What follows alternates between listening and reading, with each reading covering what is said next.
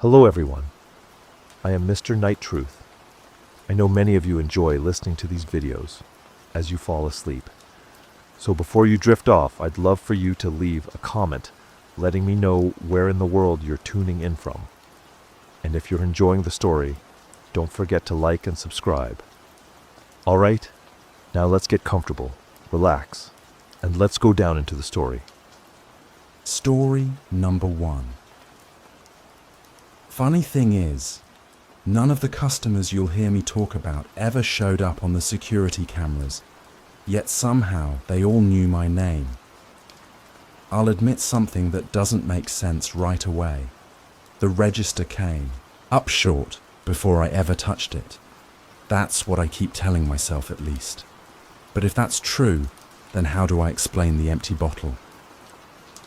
Nights at the bar are all the same. Same tired neon sign buzzing outside. Same 3 drunks slumped over the corner table. Same jukebox coughing out old country songs no one wants to hear. The place smells like stale beer, smoke baked into wood, and a hint of gasoline from the road. A bar on the edge of nowhere, halfway between Charleston and nothing. Maria, the owner, swears business is steady, though steady means a handful of locals dropping their paychecks on bourbon until their wives drag them home. My job's simple. Pour, listen, clean, repeat. I used to like the routine, the predictable rhythm of glasses clinking and chairs scraping. But after midnight, when the road outside goes silent and the bar empties out, that rhythm turns into something else, something heavy. It was one of those nights when I first noticed the list. I was reaching behind the liquor cabinet for a rag when my fingers brushed paper. A page, yellowed and curled at the edges, taped to the back panel. At first, I thought it was some old supplier note or a shift schedule, but no. The words were handwritten, shaky, as if scrawled in a rush. Rule number 1. Never serve the man in the hat, that was it. No explanation, just those words. I laughed. Honestly, I thought Maria had written it as some kind of joke, maybe about one of the regulars. Old Frank wears a ball cap religiously, swears he's bald because of government chemicals. But a wide-brimmed hat? Not exactly a local fashion choice. I shrugged it off. But an hour later, he walked in. The door creaked the way. It always does, but the sound seemed sharper, like it split the air in half. A tall figure stepped in, shoulders hunched, wide-brimmed hat pulled low. The neon light from outside didn't reach his face, just carved his outline in shadow. He didn't say a word at first, just slid onto a bar stool 2 seats away from the register. The silence stretched. Even the jukebox cut out mid-song. I told myself it was coincidence. Finally, he spoke. His voice was gravel, low and drawn out. Whiskey. Now, here's where it gets complicated. I remember shaking my head, muttering something about closing soon. I remember turning away, pretending to clean a glass. I swear I didn't pour him a drink. That's the truth, or at least the truth I stick with. But when I turned back, the bottle of rye on the counter was half empty. His glass was sweating in his hand. And he was watching me, or I think he was. Hard to tell, with the brim shadowing his face. On the house, he rasped, sliding the glass back. I didn't argue. I didn't even touch the glass. I just stared at the wet ring it left on the counter, a perfect circle, until he stood and walked out without paying. The door shut, and the neon flicker returned, and the jukebox sputtered back to life with a George Jones tune, like nothing had happened. Except the register came up short. $75. Gone. When Maria came in the next morning, she found me still sitting there, staring at the numbers. I tried to explain, stammering about the man in the hat, how he must have taken the money, but Maria's face went pale. Not angry, not confused, just pale, like I'd repeated something she didn't want to hear. "You broke the rule," she said, voice flat. "What rule?" I asked, though I already knew. Her eyes flicked toward the liquor cabinet. I didn't say I'd seen the paper, but maybe she could tell. Maybe she knew I'd read it. "I didn't serve him," I insisted. My voice cracked. "I swear I didn't." Maria stepped closer, close enough that I could smell the cigarette smoke on her sweater. She lowered her voice like someone might be listening.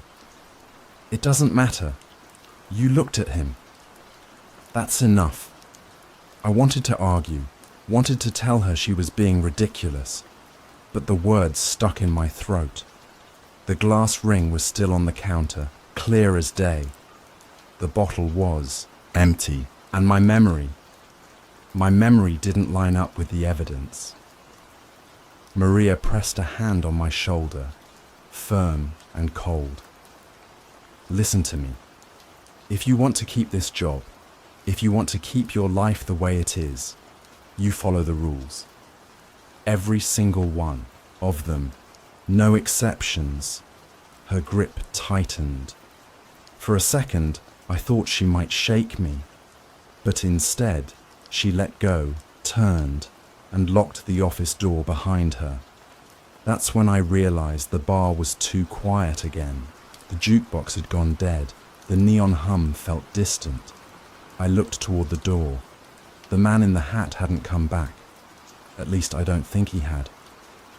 But the stool where he'd sat still rocked slightly, like it hadn't finished settling. I wiped the counter, scrubbed at the ring until it disappeared. But even now, even telling you this, I can still see it. And if I'm being honest, I think it's still there. You ever notice how silence gets heavier when you're the one who caused it? I swear, the second I turned that key in the lock, the whole bar seemed to hold its breath. Maria had told me more than once, "Don't touch that lock after midnight." She'd said it so many times it had stopped sounding like advice and started sounding like a threat. I remember laughing at her once, saying, "What? You afraid of drunk hillbillies breaking down the door?" She didn't laugh. She just stared, and in her eyes, I saw something I couldn't unsee. Fear that looked way too old and too practiced, like she'd been keeping it bottled up for years. But here's the part you're not going to believe. That night, I didn't mean to lock it, honest. My hands were moving faster than my head. Habit, I guess. I'd locked that same door 100 times on earlier shifts before I knew about the rules. It felt like muscle memory, just something I did without thinking. But the second I heard the latch click, my chest tightened like I'd just pulled. The trigger on a gun I didn't know was loaded. At first, nothing happened. I poured myself a soda, leaned against the counter, tried to convince myself Maria was just paranoid. But then the pounding started. It wasn't normal pounding, not the kind you hear when some drunk's trying to stumble his way inside. No, this was synchronized. Heavy, timed thuds, each one so strong it shook the shelves and made the bottles clink like nervous teeth. The neon sign outside flickered with every hit, casting broken flashes of red light through the window. And then, "God, help me," the voices started. They weren't shouting, not at first. They were calm, friendly even. "Hey buddy, come on, open up. You know us." That's what they said. And here's where it gets messed up. I did know them. Or at least I thought I did, because when I pressed my ear against the door, straining to make out the words, I heard familiar tones. A laugh I'd heard 1,000 times, a drawl that made my stomach twist. I told myself it couldn't be. The regulars had all gone home hours ago. I'd waved them out myself. I'd cashed their tabs, watched their taillights disappear into the dark road leading nowhere. But the voices outside, they kept calling my name, clear as day. We're thirsty. Let us in. Don't be rude now. And then the one that made me nearly collapse. It's me. It's your brother. Now, I know what you're thinking. I never mentioned a brother before. Maybe that's because it's easier not to. Maybe that's because, technically, I don't have one anymore. He's been gone for years. Died out on the riverbank one summer night when we were too young to know what permanence meant. I buried that part of my life so deep I thought I'd never hear it again. But his voice, that cracked familiar rasp, it was on the other side of that door, calling for me, begging. I froze, hand still on the latch. I told myself it wasn't real, couldn't be real. But the pounding grew harder, faster. The lights above me buzzed until sparks dripped from the fluorescent tubes. My reflection in the bar mirror blurred, like even my own face didn't want to be here. I lasted maybe 2 minutes before my nerve broke. My hands moved without me. The key turned, the lock clicked open, and then silence. The pounding stopped instantly. The voices vanished, cut off mid-word. The neon sign outside glowed steady again, as if nothing had ever happened. I swung the door open, heart racing, but the porch was empty. Just the cool night air drifting in, carrying the smell of pine and asphalt. No footsteps, no shadows, no brother. But inside me, something shifted. Like I'd just invited something across a threshold I didn't even know existed. I closed the door, left it unlocked the way Maria always insisted, and tried to finish my shift. But nothing tasted the same. The soda burned my throat. The hum of the cooler grated on my nerves. And the mirror behind the bar, I swear my reflection looked different. When Maria showed up the next morning, I didn't tell her right away. I wanted to. I almost did. But the second she walked in, her eyes darted to the door.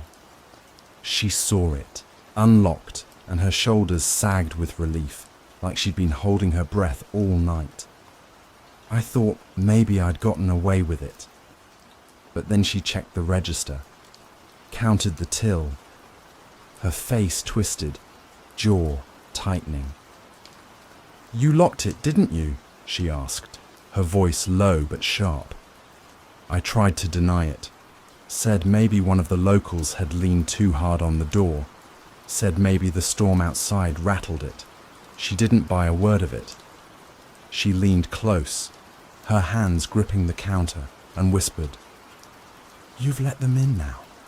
The way she said it, them, like it was a group, like it was something she'd known all along.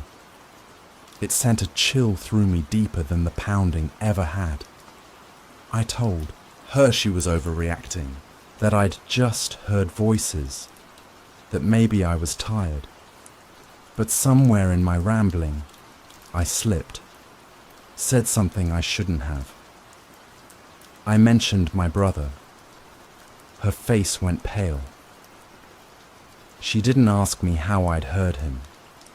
She didn't ask me why I thought it was him.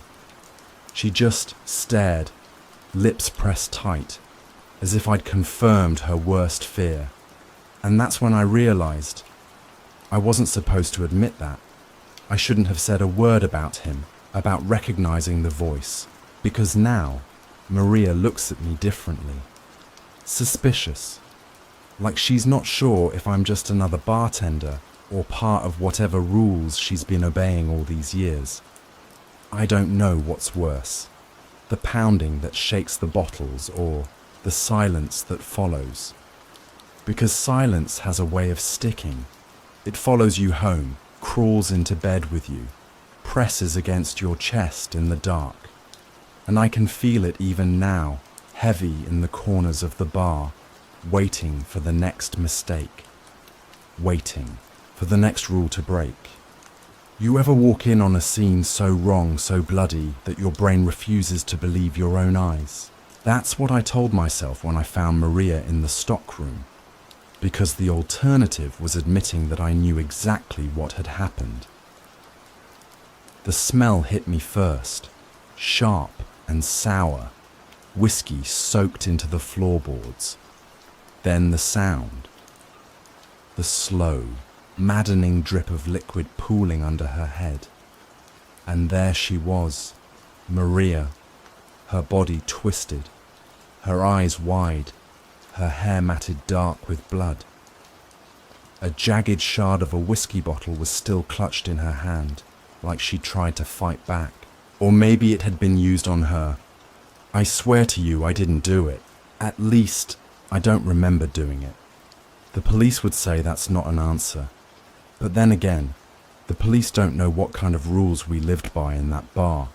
They wouldn't understand why the register always came up short, even when the math was perfect. They wouldn't understand why the mirror behind the bar sometimes showed a crowded room, even when I was standing alone. So I'll tell you what I told myself. It was the man in the hat. He'd been here the night before, hadn't he?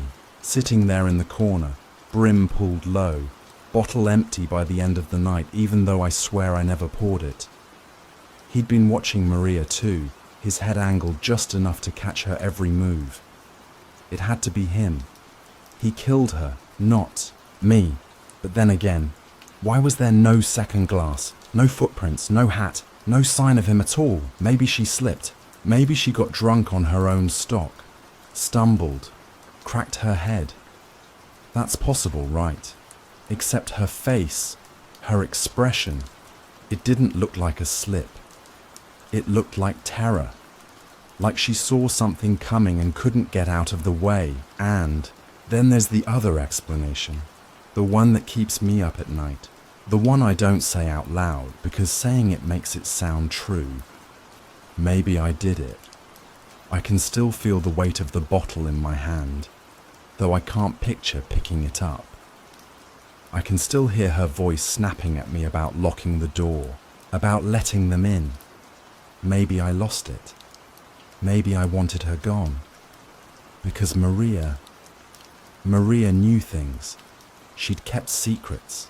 She'd drilled the rules into me, made me follow them without ever explaining why.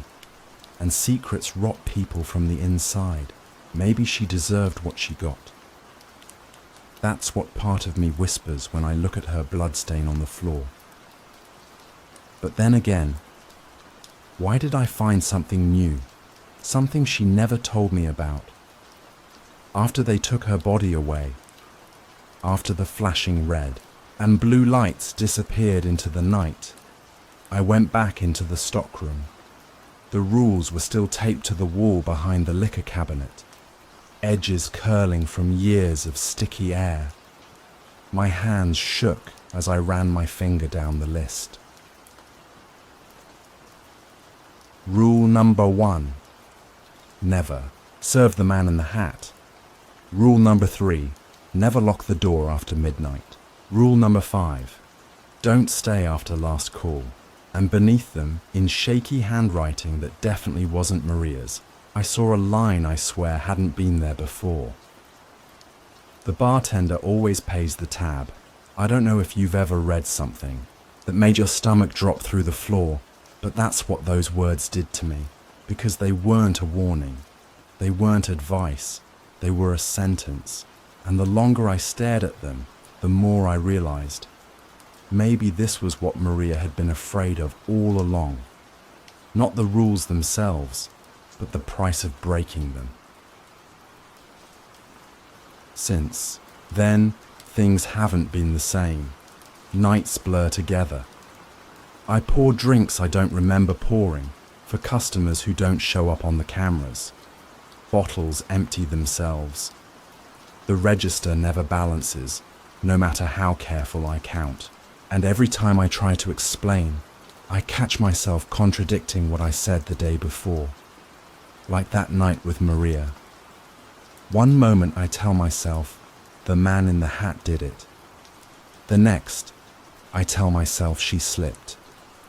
Then, in the quietest hours of the morning, I admit it felt good to finally shut her up. Which story do you believe? Doesn't matter. They're all true, and none of them are. People ask why I'm still working here, why I didn't quit after what happened.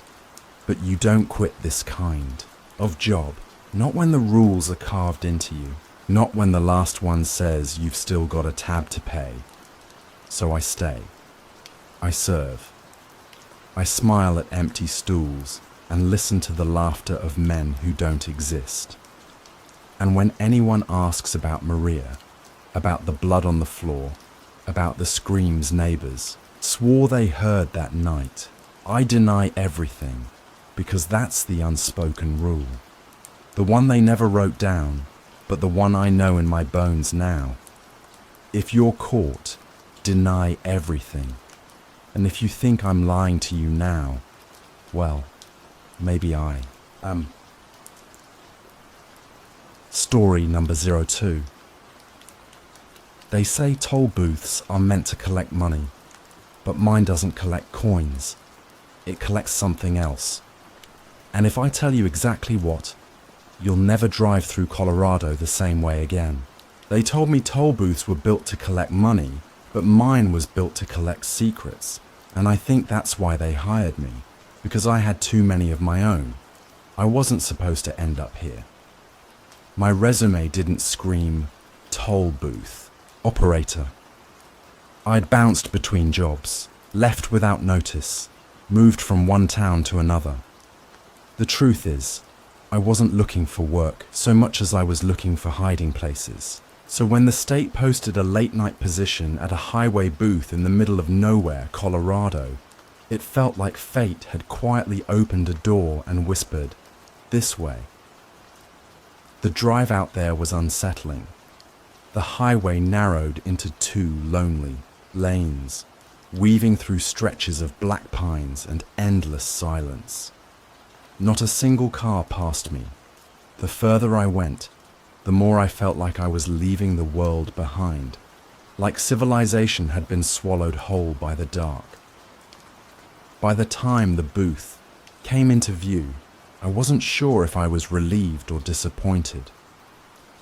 It was small, just a concrete island in the middle of the highway, with a glass box barely big enough for one person. The floodlights buzzed overhead, casting everything in that sickly orange glow. There was no sign of life, no sound, but the hum of electricity and the distant rush of wind through the trees. And then I saw him, my supervisor. He stepped out from the shadows behind the booth. Older, grey hair, stiff posture, but his face. I swear I've never seen a face so blank. He introduced himself simply as Mr. Hayward, though the name didn't fit him. He had the kind of expression you forget the moment you look away, as if he'd been trained to erase himself. He didn't waste time on pleasantries. He just handed me a laminated sheet of paper. The rules: never take bills after midnight, coins only. Always count headlights, not cars. If a driver doesn't look at you, don't look back. The booth door stays locked until sunrise. At first I laughed. What is this? Some kind of hazing ritual? You guys trying to spook the new guy? Mr. Hayward didn't laugh. He didn't even smile. He just said, "These rules aren't to protect you. They're to protect the road." The road. The way he said it made my stomach knot. like he was referring to something alive. I wanted to press him, but his expression told me I wouldn't get answers. Instead, he showed me the logbook, explained how to note down every vehicle that passed, every payment taken, every anomaly. His voice never changed, not once. And then he left me there, alone. The first few hours were easy enough.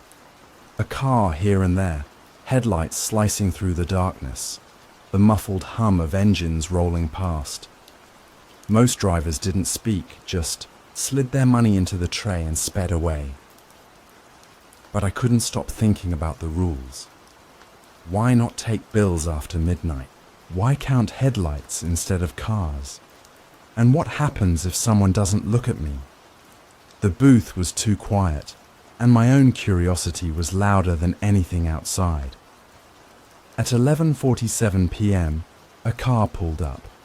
A beat-up sedan, windows cracked, a young guy, behind the wheel. He slid a crumpled 20 under the glass. I froze. Midnight was 13 minutes away. The rules didn't apply yet. Technically. Still, I hesitated. The bill looked dirty, greasy, like it had been handled too many times. My hand hovered over it, but I forced myself to take it. The man's eyes met mine for just a second. There was nothing unusual in them. Tired, maybe, but human.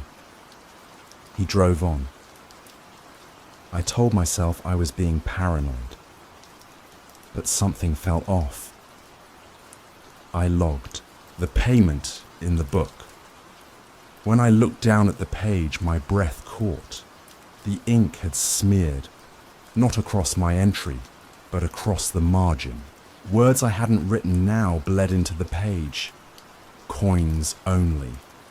The letters were jagged, frantic, pressed so hard they tore the paper. My pulse hammered in my throat.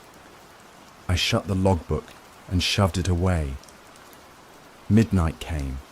The booth felt different, immediately, like the air itself had thickened. I kept the tray shut, kept my eyes fixed on the headlights in the distance. At 12:10, another car approached, old pickup. No sound of engine, just the crunch of tires on asphalt. The driver didn't look at me. His head was fixed forward, rigid. His hand reached out, dropping something into the tray. Coins, exact change. The urge to look at his face was unbearable. Every instinct screamed at me to glance up just once. But I remembered the rule. If a driver doesn't look at you, don't look back. So I didn't. I kept my gaze on the coins. Cold, damp, slick, with something I didn't want to identify. When I looked again, the pickup was gone. Not driving away, just gone, headlights disappearing into nothing. By 3 a.m., I couldn't tell if I was awake or dreaming. I kept counting headlights, just as the rules said, but they never matched the cars. Sometimes 4 beams of light would pass, but only 1 car followed. Other times, I'd log 2 headlights, but nothing appeared at all. And the worst part, that calm logbook kept filling in words I hadn't written. Don't look back. Keep the door locked. They see you. Each phrase darker than the last. Just before sunrise, I heard it. A knock on the booth door. Soft, polite, like someone asking to come in. The rules were clear.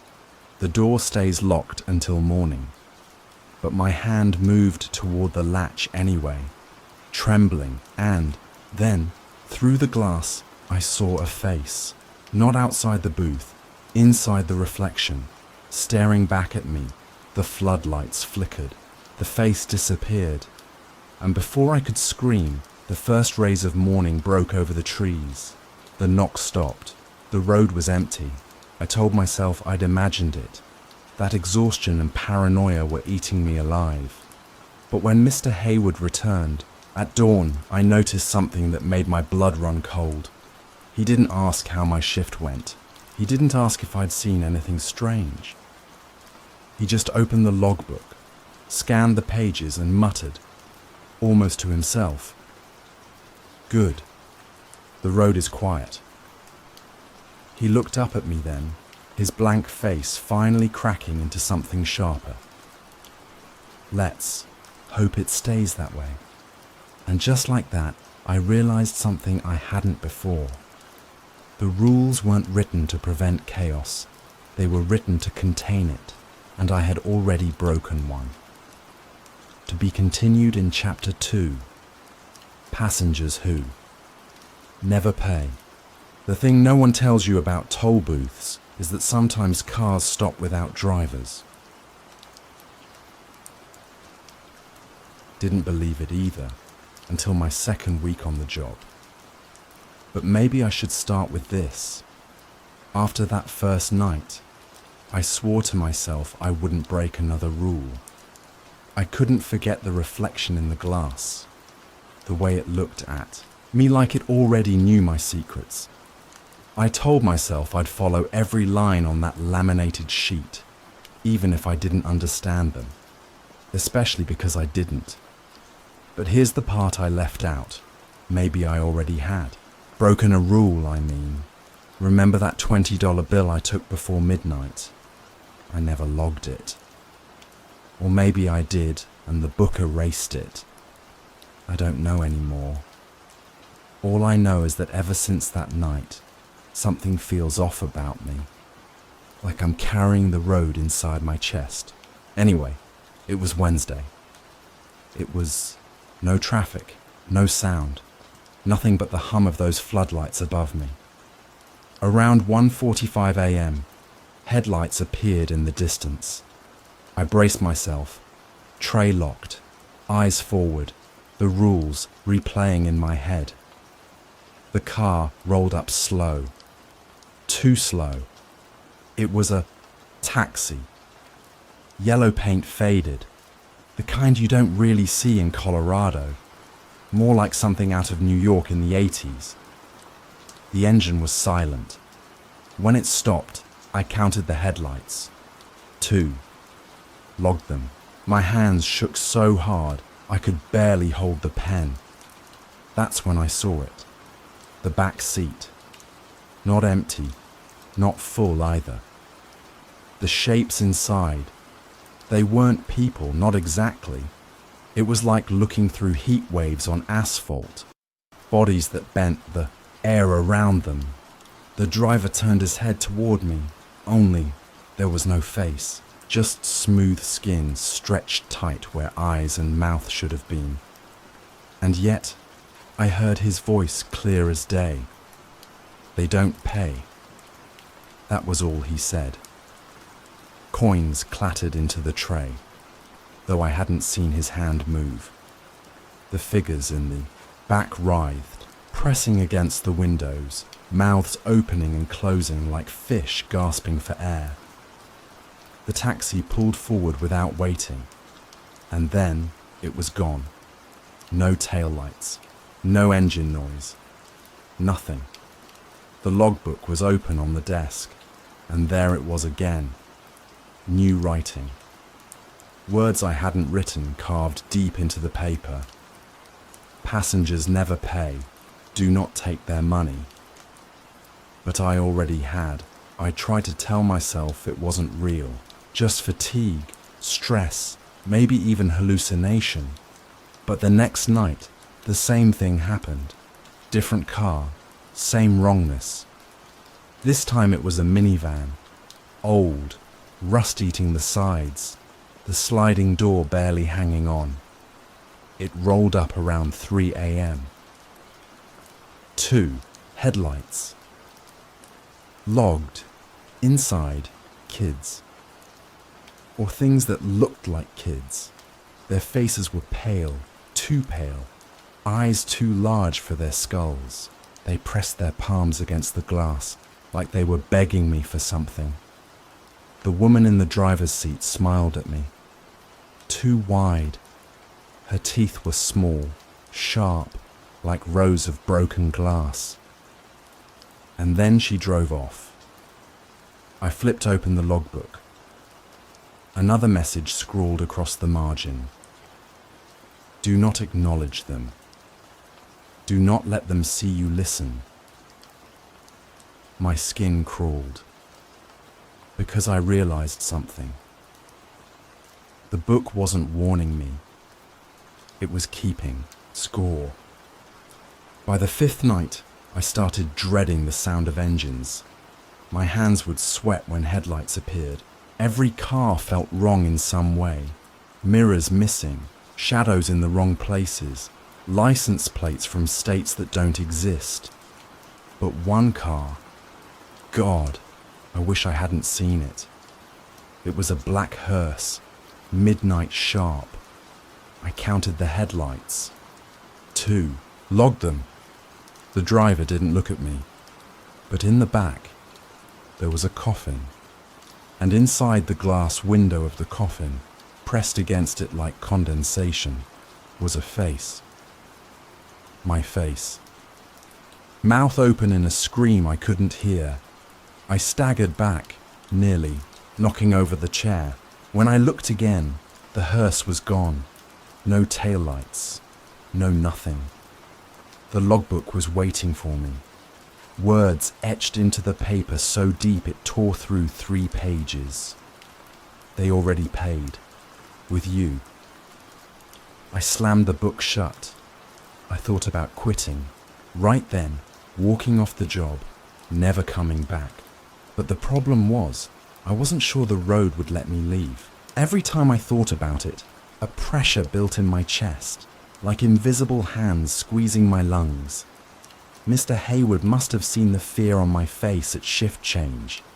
That morning, he finally spoke more than 2 sentences to me. You've seen them. That was all he said.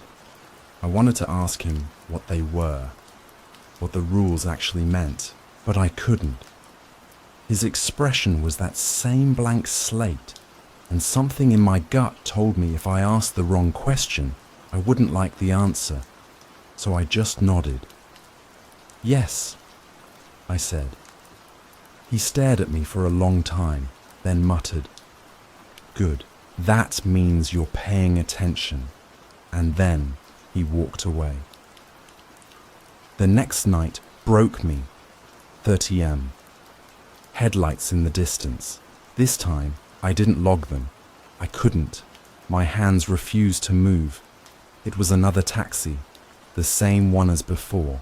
I swear it. Yellow, faded, humming silently. The faceless driver, the writhing passengers. The tray slid open by itself. Coins clattered in, more than should have fit in the tiny compartment. They piled higher, spilling onto the floor, clinking endlessly, like rainfall. The logbook opened on its own. Words scrawled across the page. If you take what isn't yours, the debt becomes yours. The booth light flickered.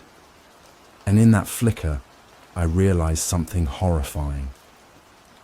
The passengers in the back seat weren't strangers anymore. They were faces I recognized. Faces from my past. People I'd tried to forget. People I'd left behind. When the taxi vanished, the booth was silent again. Coins scattered everywhere, but when I touched them, they dissolved into ash. I stared at my reflection in the glass for what felt like hours. And when dawn finally came, I noticed something different. The reflection didn't move when I did. It just stared back at me, and I knew then, whatever this job was, whatever the rules were really protecting, it wasn't about the road anymore. It was about me. I told myself I could walk away, but the road doesn't let you leave, not when you owe it something. You think I'm exaggerating, right? That I could have just packed up and quit, driven off before the next night shift. But here's the part I didn't mention before. I tried. I swear to you, I tried. The morning after the taxi spilled those endless coins, I got in my car, drove east. The sun was bright, the air clean, and I told myself it was over. Only 10 minutes later, the booth was in front of me again. Same stretch of highway, same sign, same damn logbook sitting on the desk. I never turned around. That's when I realized it wasn't a job anymore. It was a sentence. That night, I sat inside the glass box waiting for the next car. My skin itched like it didn't belong to me, like the road had draped it over my bones as some kind of uniform. 8 a.m. Headlights. Not one pair this time, dozens. They came rolling toward me in silence. Cars, trucks, vans, lined up bumper to bumper. But none of them made a sound. Engines off, wheels spinning anyway, like they weren't driving at all, just being pulled forward. I gripped the pen. My job was to log headlights, remember? But the number wouldn't stop climbing. 4, 8, 12, 20. My hand cramped before I could even reach 50. And then they stopped, all at once. Every windshield was blacked out. Every door stayed shut, until the last car pulled up. A sedan, grey, rust on the edges. That's when I froze, because I knew that car. I'd seen it before, years ago. The night of the accident. I don't like talking about this part. You'll think I'm a monster. Maybe I am. There was rain. Too much of it. My hands slick on the wheel. I shouldn't have been driving that fast, shouldn't have been drinking. But I was. She was in the passenger seat, laughing, screaming. It's hard to remember which. And then the headlights came at us. I swerved. We hit the guardrail. I crawled out. She didn't. By the time anyone showed up, the road had swallowed her, and I told everyone she'd run away. Packed up, left me. That was easier to explain than the truth. But now her car was parked in front of the booth, and she was in the driver's seat. Not rotting, not aged, just exactly as she was that night. Rainwater dripping from her hair, eyes fixed on me. The tray slid open on its own. Something wet dropped inside. Not coins, not bills. A wedding ring. Her wedding ring. I never bought it for her. She bought it herself when I couldn't afford one. The logbook flipped open. New words dug into the page. The debt must be collected. I wanted to run, but the booth door wouldn't open. My reflection in the glass smirked at me like it knew this was coming all along. She spoke then. First words I'd heard from her in years. You never paid. Her voice was waterlogged, like she was speaking through the lake she'd drowned in. I shook my head. It wasn't my fault. The road... Her laugh cracked like broken glass. The road remembers. The road keeps score. And then every car behind her turned on their headlights at once. The beam hit the booth so hard it felt like daylight, pressing heat into my skin until I thought I'd melt. When the light dimmed, the cars were empty. Except hers. She was gone. But the ring stayed in the tray. I picked it up. Cold. Heavy. Too heavy. For gold. The moment I touched it, my chest seized. My lungs stopped working. My heart skipped. And I knew. This was it. This was the toll. The logbook snapped shut. The lights in the booth flickered. And then the radio came alive. Static at first, then voices, hundreds of them, whispers crawling over each other, naming me again and again, my name, over and over, until it drowned out my own thoughts. Finally, one voice cut through, clear, familiar, hers. Your shift is over. The static died. The booth went dark. I don't know how long I sat there. When the sun came up, I was outside the booth, standing on the asphalt with the logbook clutched to my chest. My car was gone. My phone, my wallet, gone too. Only the book remained. I flipped it open, every page filled with names I didn't recognize. Some scratched out, some burned into the paper so deep they'd scarred the wood beneath. And at the very end, written in ink so fresh it smudged under my thumb, collector, my name. That's when I realized the truth. I hadn't been hired, I'd been chosen. So when you drive through Colorado and hand over your bills, remember this. The booth doesn't want your money. Not really. It wants your weight, your guilt, your debt, and if you've got nothing left to give, it'll take something else. That's my job now.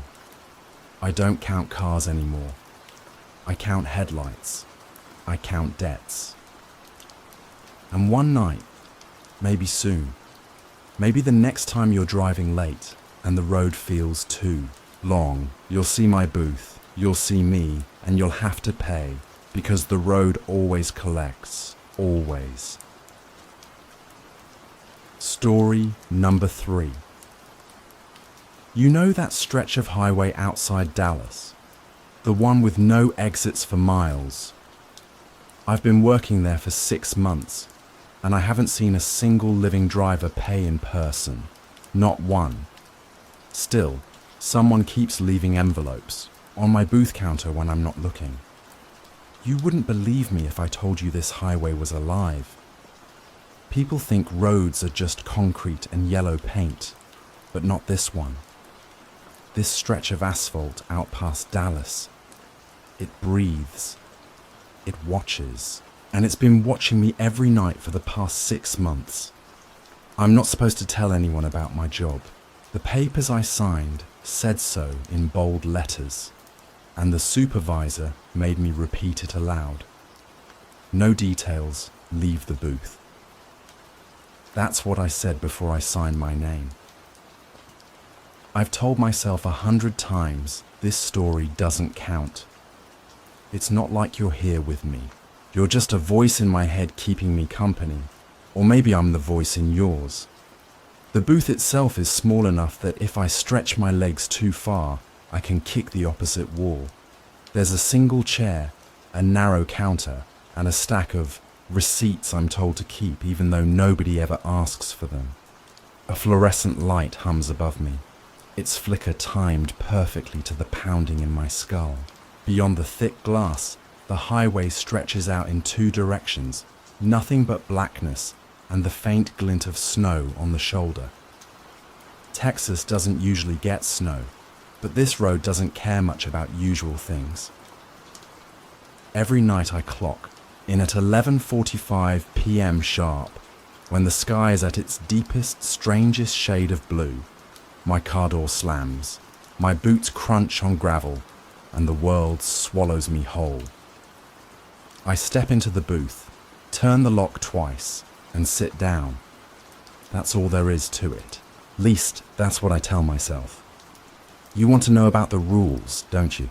There are 3 I keep taped right above the radio, written in the supervisor's tight mechanical handwriting. Rule 1. Don't accept cash from anyone wearing sunglasses at night. You'd think that would be easy. I mean, who does that, right? But you'd be surprised. The first time it happened, a man in a beaten-up sedan rolled down his window, and there they were, mirrored aviators glinting under the booth light. I didn't say a word. Didn't take the money. I just slid a ticket through the tray. smiled like nothing was wrong, and waved him through. His grin was too wide. His eyes... No, I didn't see his eyes. That's the point. Rule 2. Never leave the booth between midnight and 3 a.m. Simple. Lock the door. Keep your head down. Don't step outside, no matter what you hear. Even if someone screams your name from the darkness, and they will. Rule 3. If a black car stops without headlights, close your eyes and wait. This one bothers me most, because I don't know why. What's worse, the supervisor never explained. He just said, eyes closed, head down, don't move until it's gone. The first time I heard an engine idling outside with no lights, I thought I'd lose my mind. You ever try to hold your breath for 3 straight minutes while your skin prickles and your instincts scream at you to look? Don't. It's better you don't know what's out there. The booth has cameras, 9 of them, each showing a different stretch of road. Most nights they show nothing but asphalt and the occasional tumbleweed. Still, I check them every hour on the dot because the supervisor tells me to. His voice crackles over the radio, distorted like an old tape. Camera sweep. Yes, sir, I always answer. Clear the booth tray. Log the time. Copy. We never talk about anything else. I don't know his name and he doesn't use mine. I guess that's safer. The first time I told my sister about this job, she laughed and said I was overpaid to sit in a glass box.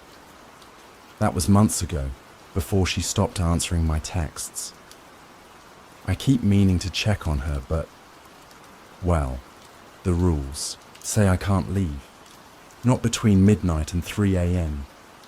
Midnight ticks closer now as I sit here, tapping my pen on the logbook. The snow outside drifts sideways, whipped by a wind I can't hear through the thick glass. The headlights of a lone truck appear on the horizon, but it doesn't slow. They never do. Drivers blast through this highway like they're late for their own funerals. A soft click from the radio makes my heart lurch. Camera sweep, the supervisor says, voice like sandpaper in my ear. On it, I reply, flipping through the feeds. Camera 1, the road ahead, empty. Camera 2, the curve behind the booth, snow gathering in the shadows. Camera 3, a patch of desert brush, unmoving. 4, 5, 6, 7, nothing. Always nothing. Then camera 8 flickers. It's a brief glitch, static streaking across, the screen like a scratch on old film. For a split second, I think I see something. A shape leaning against the guardrail, head tilted toward the booth. By the time I blink, it's gone. I force my breathing to slow. All clear. I lie into the radio. There's a pause long enough for me to imagine his breath on the other end. Copy, he says finally. The radio clicks off. I write the time in the logbook and underline it. Twice. 12:01 a.m. The booth feels colder than it should. The kind of cold that seeps through your clothes and into your bones.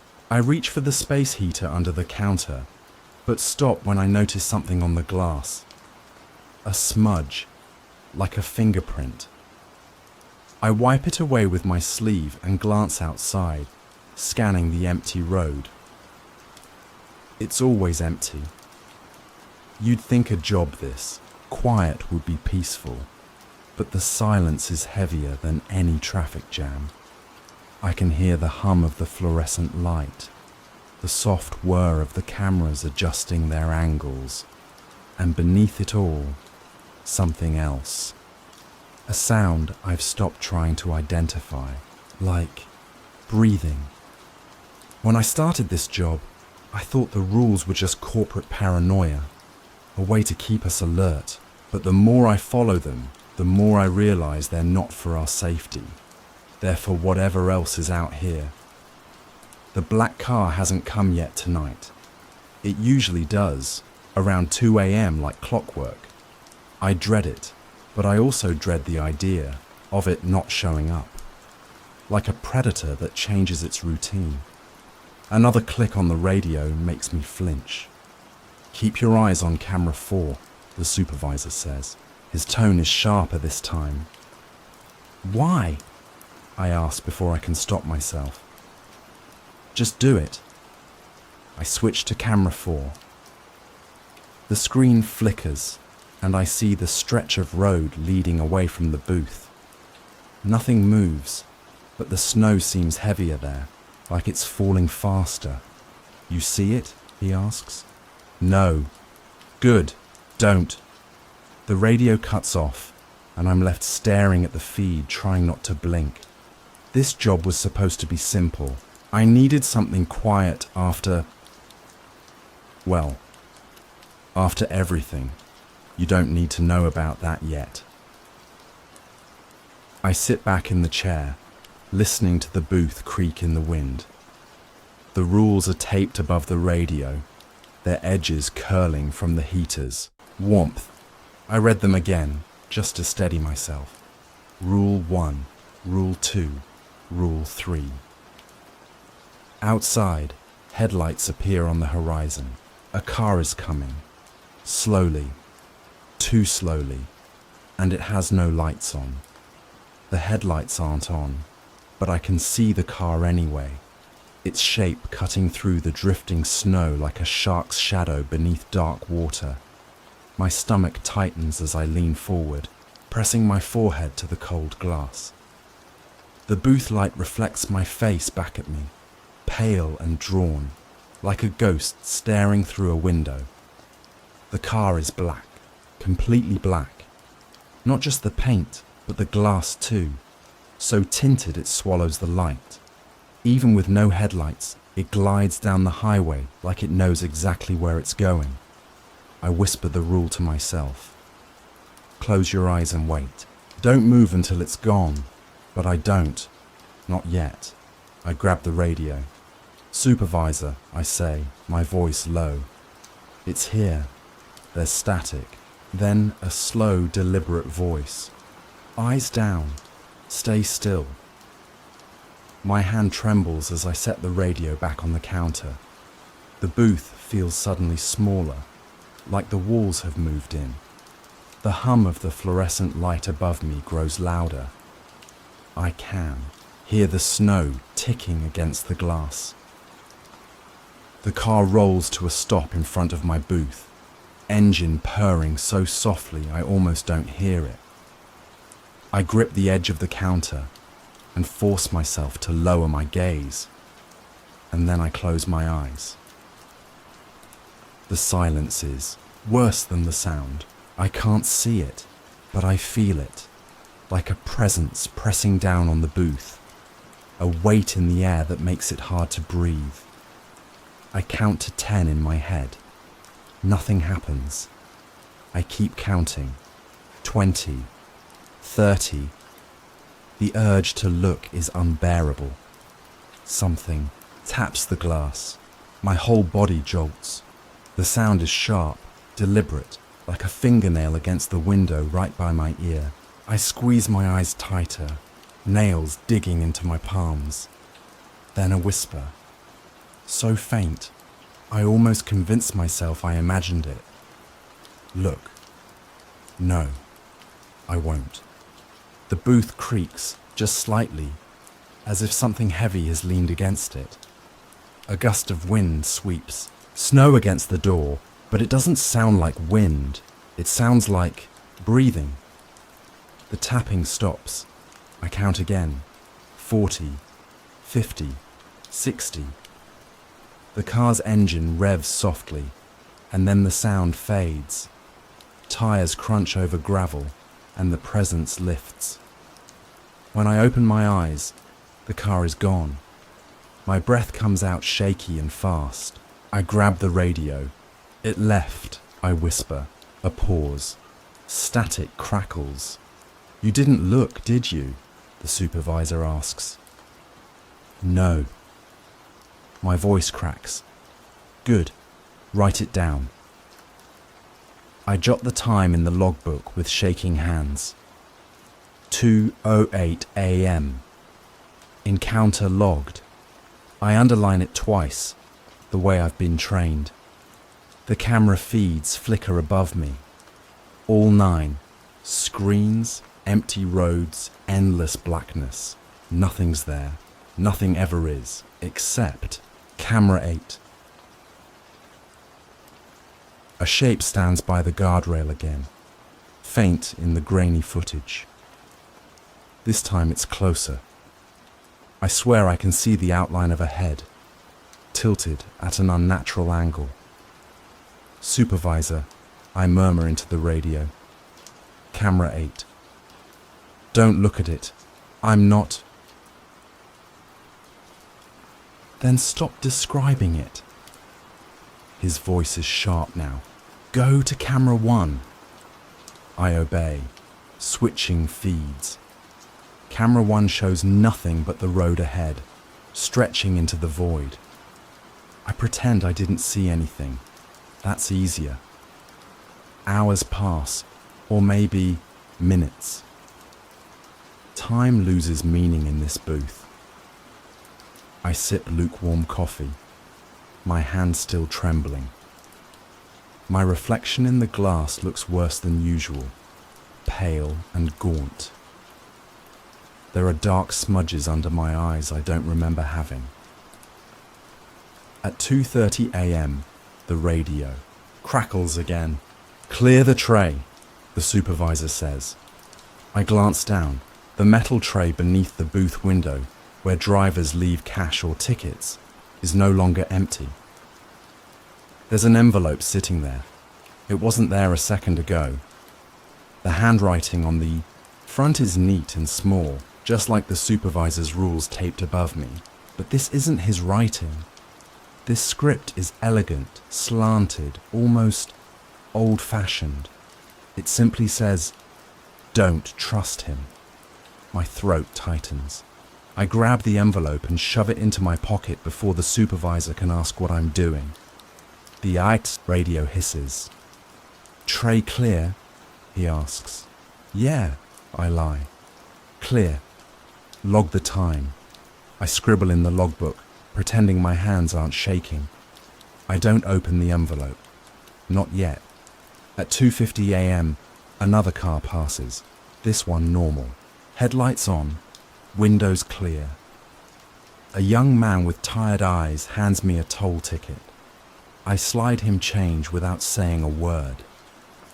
He doesn't look at me, doesn't notice the way I'm gripping the counter, like it's the only thing holding me upright.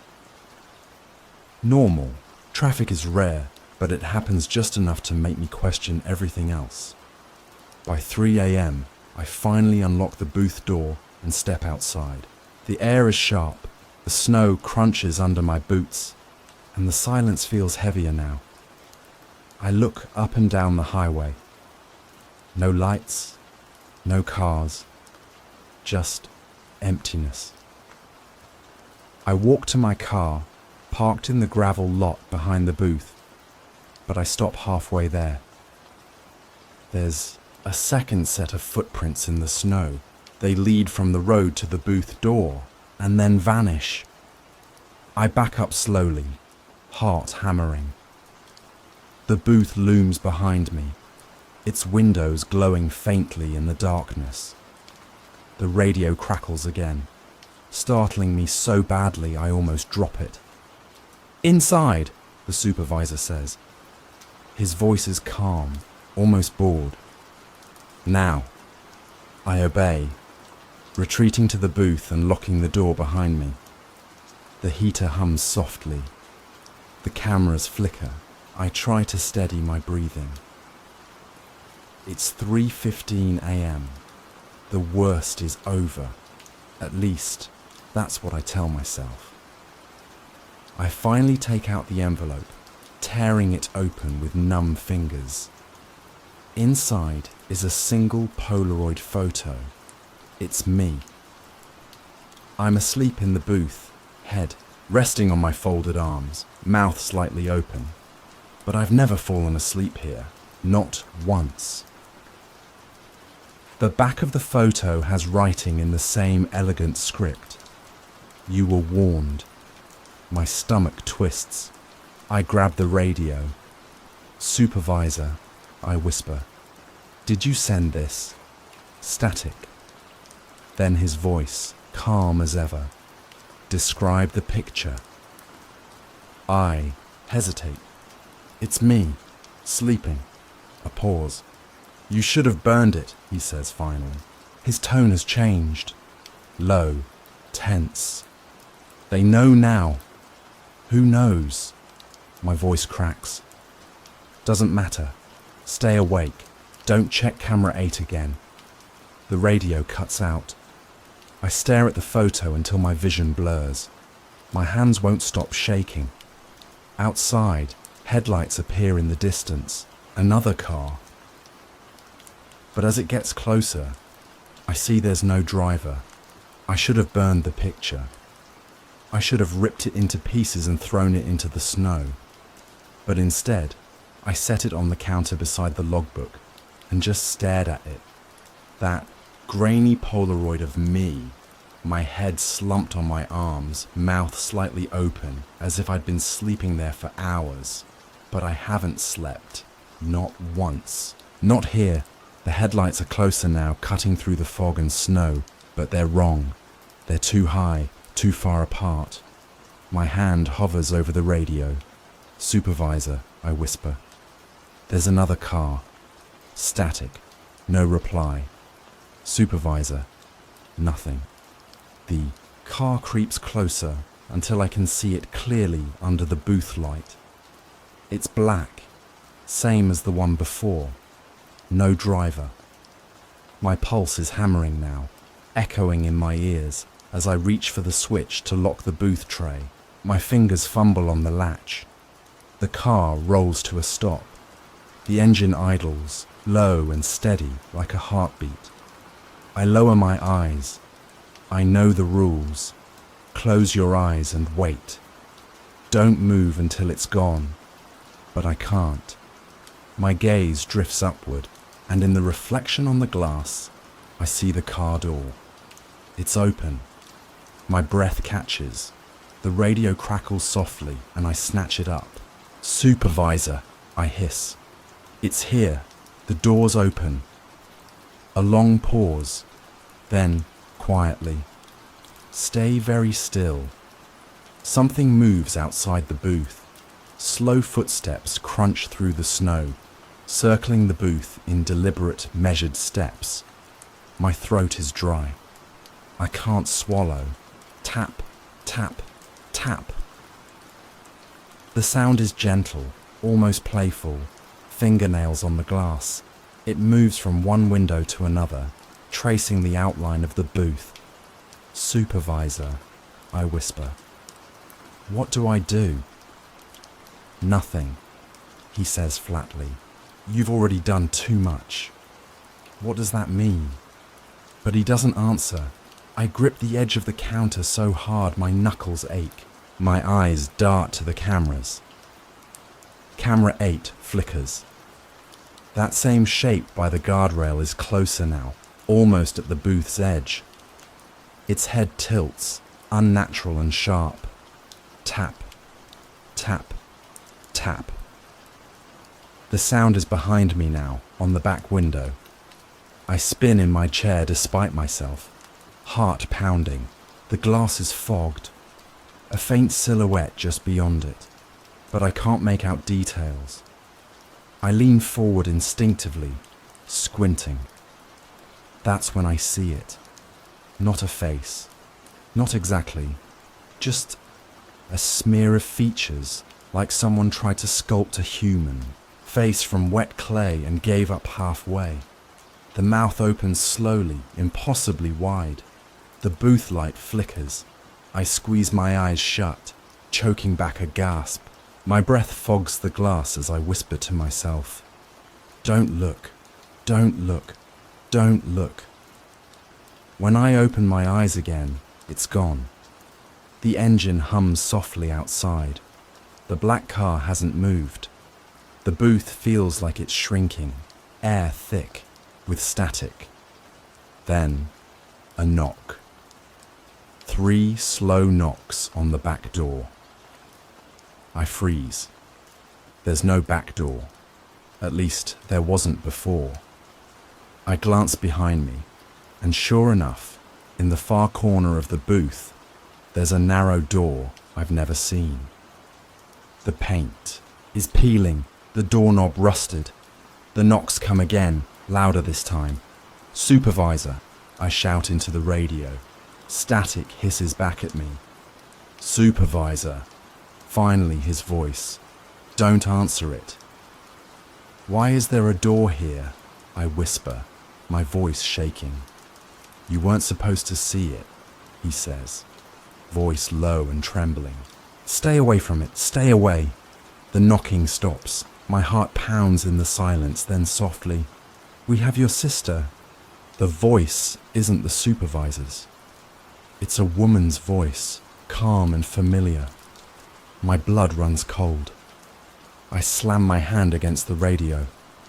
"You hear that?" The supervisor's voice crackles through, sharp now. "Do not respond. Do not open it." "Is she here?" My voice breaks. "Is she? Don't open it," he shouts. The knocking resumes, frantic now, shaking the thin door. My hands shake as I reach for the handle anyway. I don't know why. Maybe I need to know. Maybe I need to see. "Stop!" the supervisor yells. "They're lying to you." I hesitate, my fingers hovering over the knob. The booth feels like it's tilting, like gravity is pulling me toward the door. "Please," the voice says softly. "We're cold out here. Just open it." I squeeze my eyes shut, breathing hard. My sister, that's her voice. I'd know it anywhere. I twist the knob. The door swings open to pitch black darkness. No snow, no wind. Just a void. Something grabs my wrist. Cold fingers, impossibly long, curling around my arm. I scream and yank back, slamming the door shut. The radio explodes with static. "Log it," the supervisor says calmly, like nothing happened. Time and description. I collapse into the chair, clutching my wrist, my breath coming in ragged gasps. "Are you insane?" I shout. "Log it," he repeats. "No!" The static grows louder, filling the booth. My vision blurs. The cameras flicker.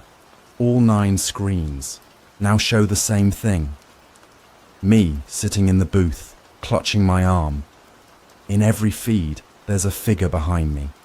I spin around. Nothing. But when I look back at the screens, the figure is closer. "Supervisor," I whisper. "It's in here. Stay calm," he says, voice eerily flat. What do I do? There's a long pause. You should have burned the picture. The lights flicker, and the photo on the counter curls at the edges as if touched by flame. Tap, tap, tap. The sound comes from everywhere now, a chorus of fingers drumming on the glass. The booth shakes violently. The cameras flicker again. Now every screen shows the booth empty. No me, no figure, just an empty chair. "Supervisor," I whisper. "What's happening?" "Stay awake," he says. The screens go black. The booth is silent. For a long moment, I just sit there, breathing hard, clutching the photo. The snow outside has stopped. The highway is empty.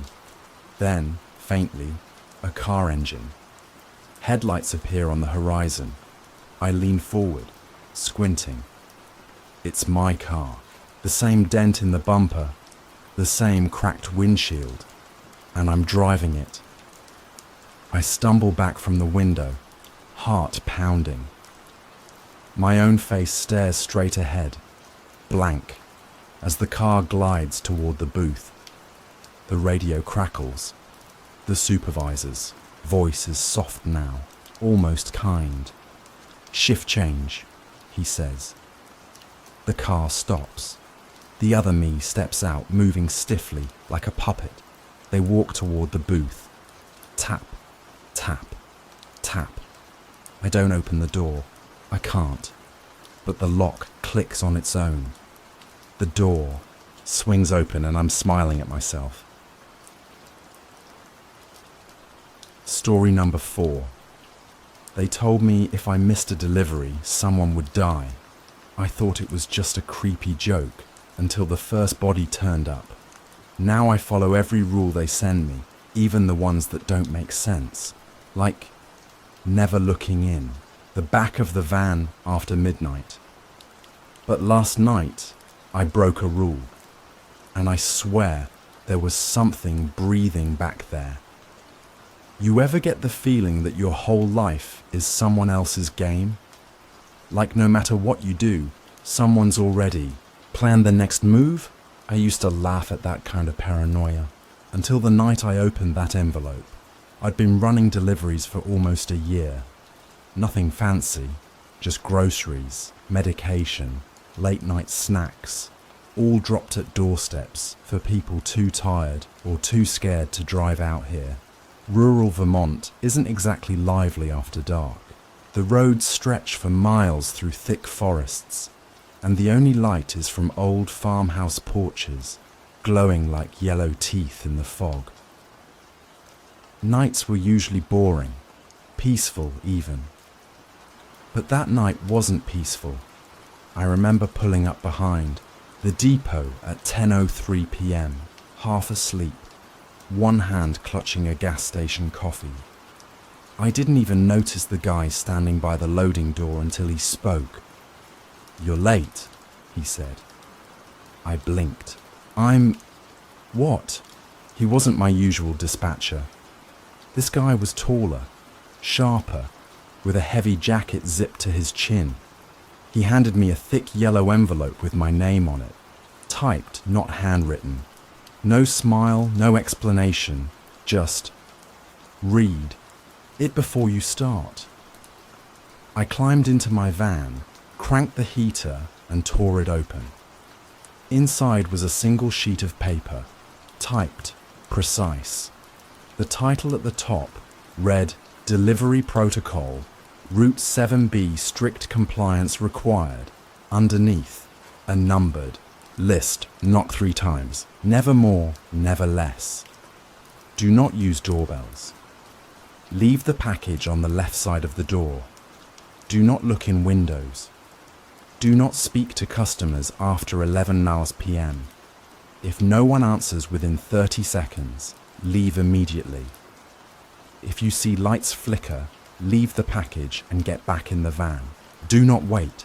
Do not, under any circumstances, take Route 22 past the covered bridge. Always return to the depot before 3:00 a.m. And at the very bottom, in bold, underlined text, failure to comply will result in immediate termination. I snorted. Termination. Yeah, okay, it had to be a joke. Someone in the office was bored. We'd all been pranked before. Fake delivery addresses, weird special instructions, small town humour. I tossed the paper onto the passenger seat and started the van. But here's the thing. The guy who handed me that envelope, he didn't have a name badge. I've worked this job for months, and I've never seen him since. The first few stops were uneventful. Cows in fields, snow drifting over empty roads. I followed the rules half-heartedly, knocking 3 times, leaving packages on the left. At first, it felt silly, like I was part of some weird scavenger hunt.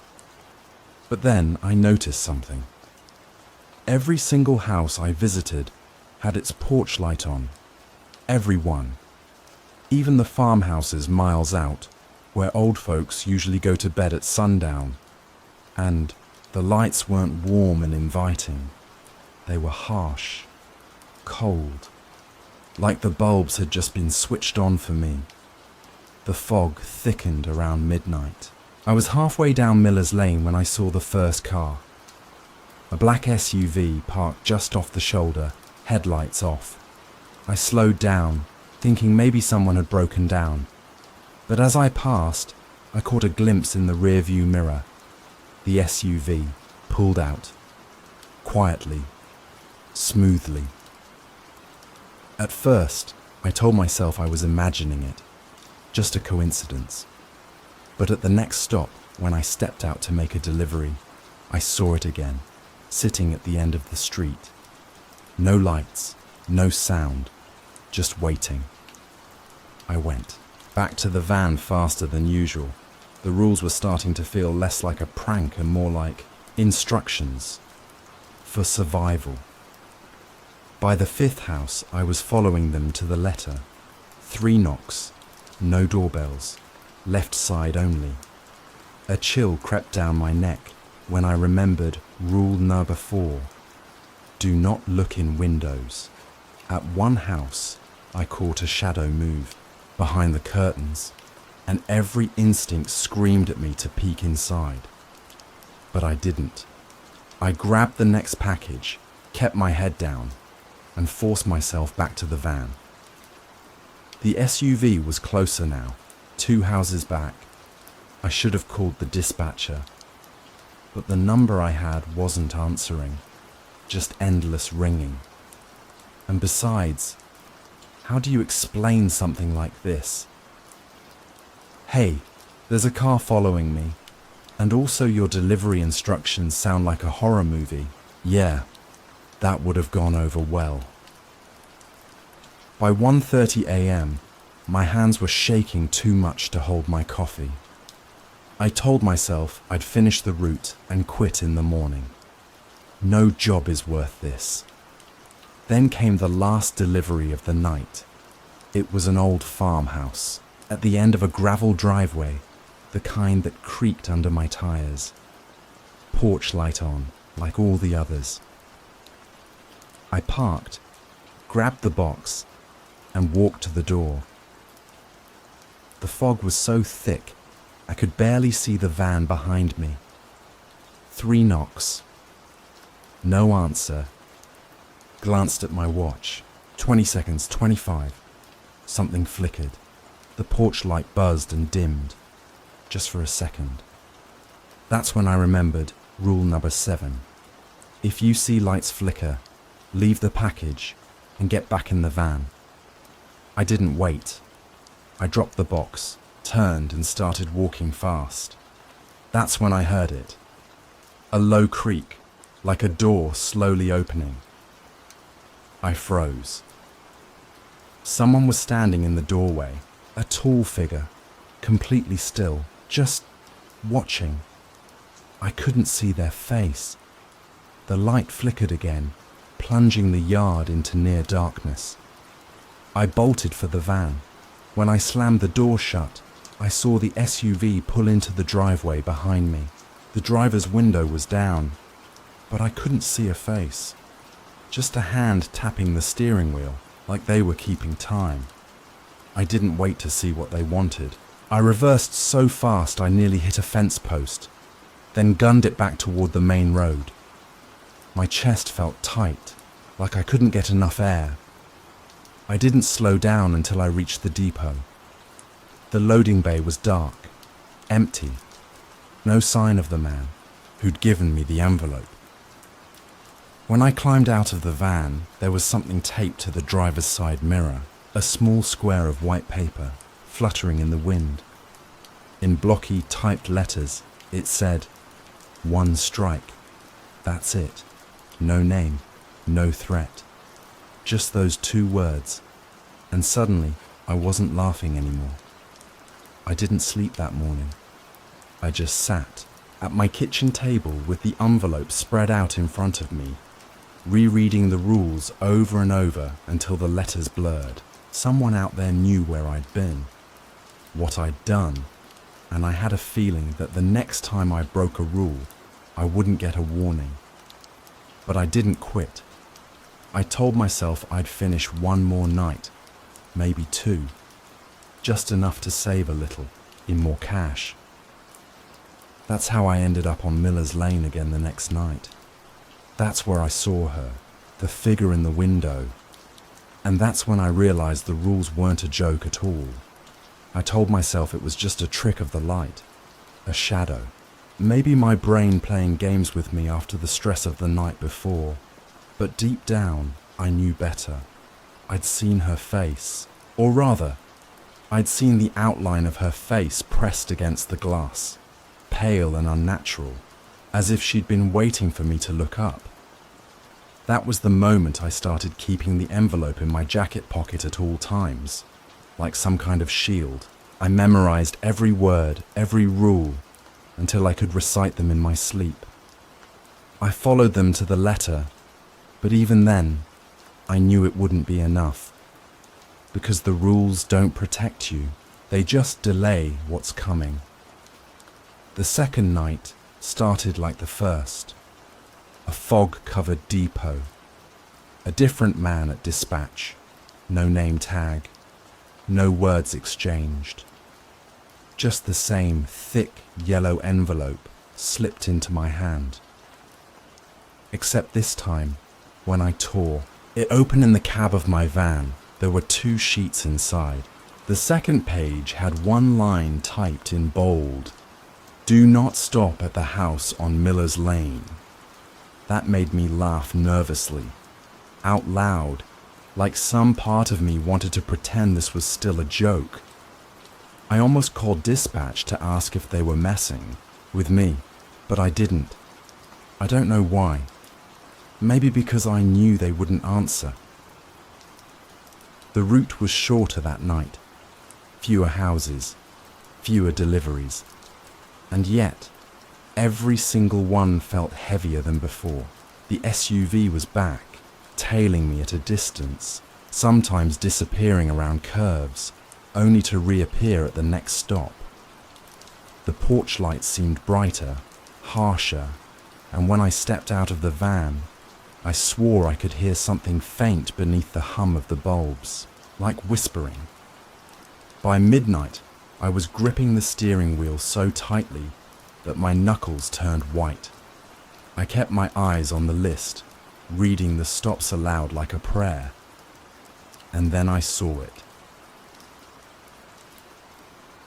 House Number 9, Miller's Lane. But this time, instead of the delivery details, the instructions just said, skip, that's it. No explanation, no package, no signature required, just skip. I should have listened. God, I should have listened.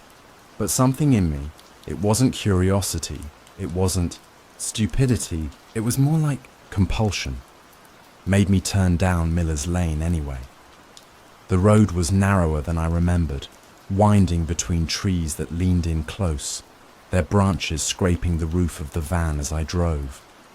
Fog pooled thick along the ground, swirling around, the tires like smoke. I killed the headlights as I approached the house. It was bigger than I expected.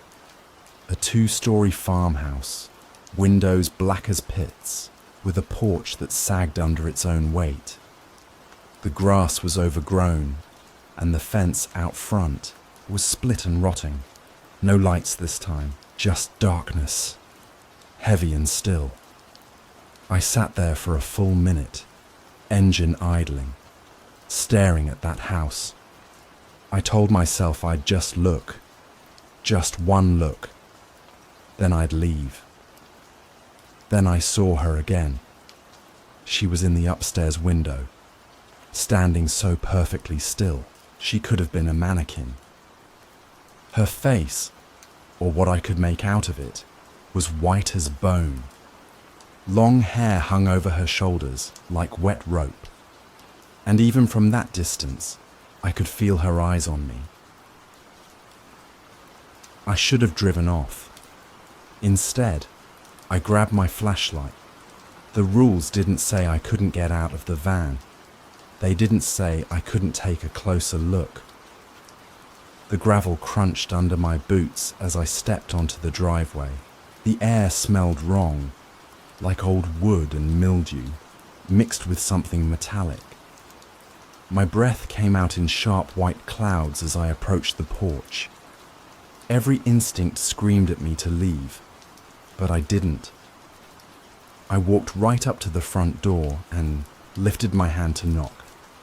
1, 2, 3. No answer. I waited 30 seconds, counting the seconds under my breath. Nothing.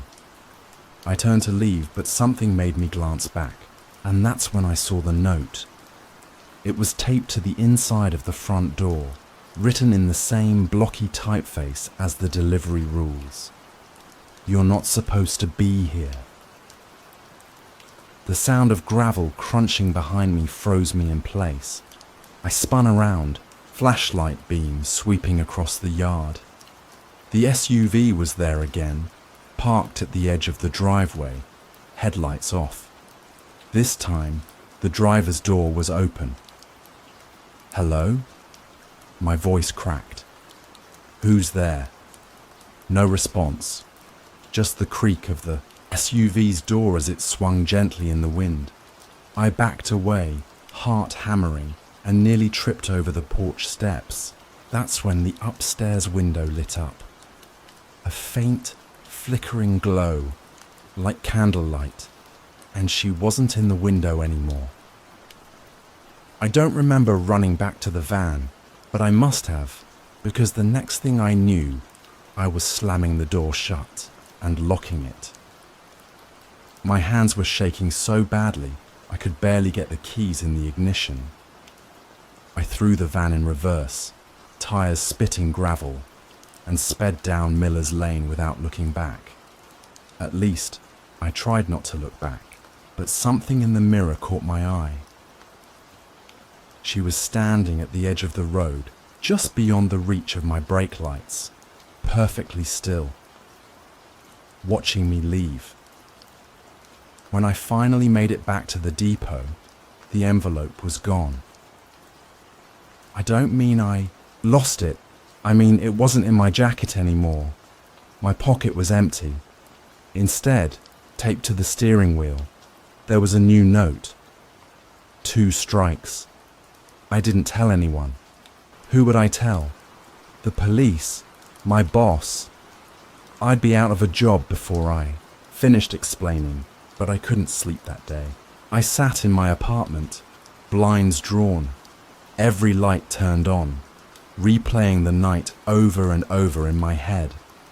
The SUV, the house, the girl in the window, and that note. The rules weren't just guidelines.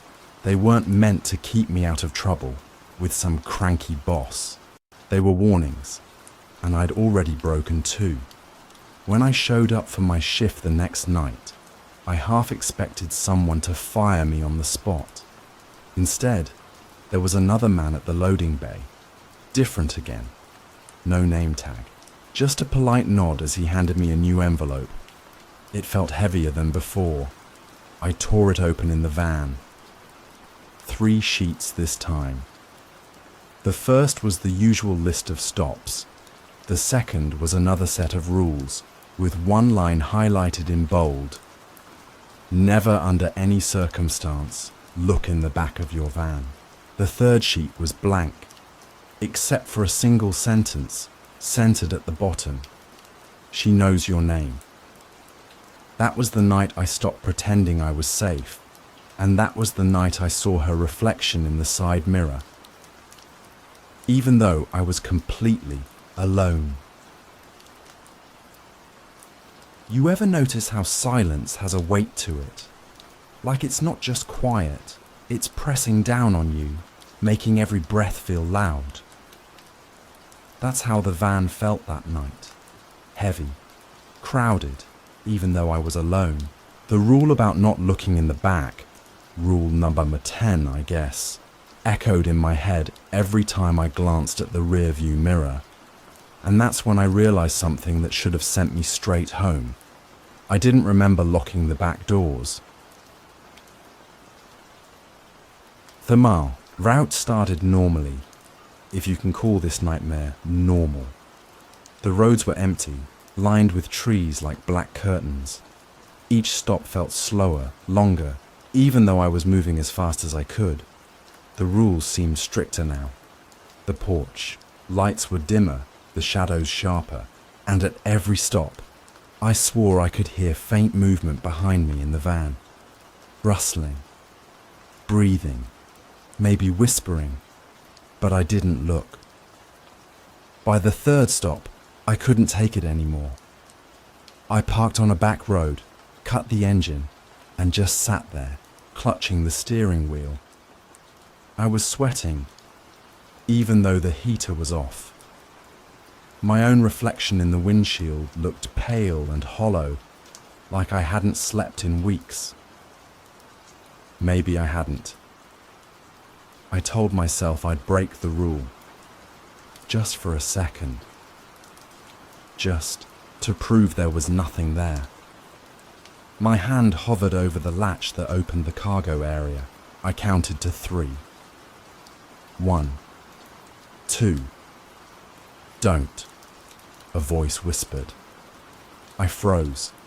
It wasn't loud, but it was sharp, like a warning hissed through clenched teeth. And it wasn't coming from outside the van. It was behind me. I didn't look. I couldn't. My throat closed up, and I shoved the gear shift into drive with shaking hands. The voice didn't follow me out loud, but I could feel it. A presence, crawling closer. By the 5th stop, I was shaking so badly I nearly dropped a package. The porch light flickered. That was the signal to leave immediately, and I obeyed, running back to the van like a coward. My heart pounded so loud I didn't hear the footsteps crunching in the snow behind me until I climbed inside and slammed the door. Someone had left a note on the dashboard. It wasn't typed like the others. This one was scrawled in messy handwriting, ink bleeding from the cold. "She's in the back. Do not look." I tore the note in half and threw it on the floor. That's when I heard it. A slow, dragging breath, just inches behind my head. I sped through the rest of the route, barely stopping to drop off packages, muttering the rules like a prayer. 3 knocks. No doorbells. 30 seconds. Don't look, don't look, don't look. The SUV was gone tonight. No headlights trailing me. No shadowy figure watching from the road. Somehow, that felt worse. Like whatever had been following me didn't need the SUV anymore. The last stop was a farmhouse near the edge of town. I'd been there before. Big red barn, split rail fence, porch light that flickered like a dying star. But this time, there was no light at all. Just darkness. I pulled up to the driveway, killed the engine, and grabbed the last package. My hands trembled as I opened the door. The cold air bit through my jacket like knives. As I stepped onto the porch, I heard it again. Breathing, behind me, slow, deep. I turned, flashlight sweeping the yard. Nothing. "Just knock," I whispered, to myself. "Knock and leave. 1, 2, 3. No answer. I bent to set the package on the left side of the door when I heard the porch boards creak behind me. I spun around. She was standing at the edge of the yard. The girl from Miller's Lane. Her hair clung to her face like wet seaweed. Her dress tattered and dark. Her skin was grey, almost translucent, and her eyes... God, her eyes. They glowed faintly in the dark like an animal's. She didn't move. She didn't blink. I stumbled backward, tripping over the step and hitting the porch rail hard enough to knock the wind out of me. By the time I looked back, she was gone. but there was a note taped to the front door now. Strike 3. I don't remember getting back in the van. I don't remember driving. But when I came to, I was parked behind the depot, engine idling, breath fogging up the windshield. The clock on the dashboard read 3:07 a.m. Late, I broke another rule. The depot was empty again. No dispatcher, no workers, just rows of trucks and vans lined up like tombstones. I grabbed my flashlight and climbed out, planning to drop off the envelope and get the hell out. But the envelope wasn't on the seat. It was taped to the windshield. Inside was a single sheet of paper, typed neatly like the others. Do not go home. My stomach twisted. Where was I supposed to go? That's when I saw movement in the side mirror. A pale shape crouched in the shadows near the back of the van. I froze. My flashlight beam shook in my hand. The figure crawled closer, impossibly fast, until it was pressed against the glass. It was her. Her mouth moved soundlessly, lips stretched into a grin, too wide, too sharp. And then she whispered my name. I ran. I don't even remember unlocking the office door, but I found myself inside, heart pounding, hands shaking as I barricaded it with a chair. The office smelled of dust and oil, the hum of the vending machine the only sound. I pressed my back against the door and tried to catch my breath. That's when I noticed the wall. Sheets of paper were pinned up everywhere. Dozens of lists, dozens of rules, all of them identical, all typed in that same blocky font. Some were yellowed with age. Some had names scrawled across the top. Names I didn't recognize. Names with red X's through them. My flashlight beam landed on a sheet pinned higher than the rest. My name was at the top. 3 X's. The whisper came again, right behind me. Strike 3. The door creaked as something pressed against it. Slow, patient, testing.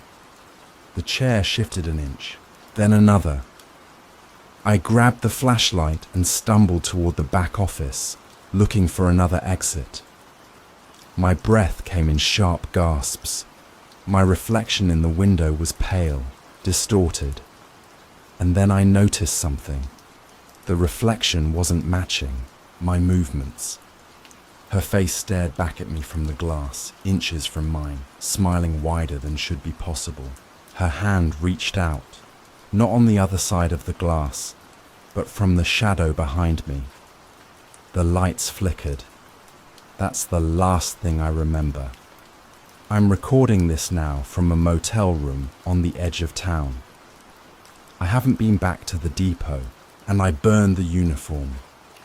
I keep checking the mirrors, but sometimes I see her face anyway, in the corner, smiling. The rules didn't save me. They were just there to see how long I'd last. And if you're hearing this, you've probably already broken one. Story number. You ever see yourself blink when you didn't? I don't mean in a mirror. I mean, your reflection blinked first.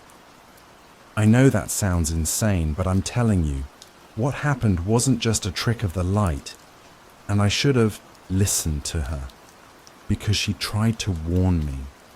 She always tried to warn me. You ever notice your reflection breathing when you're not? I don't mean that thing where the mirror fogs up when you exhale.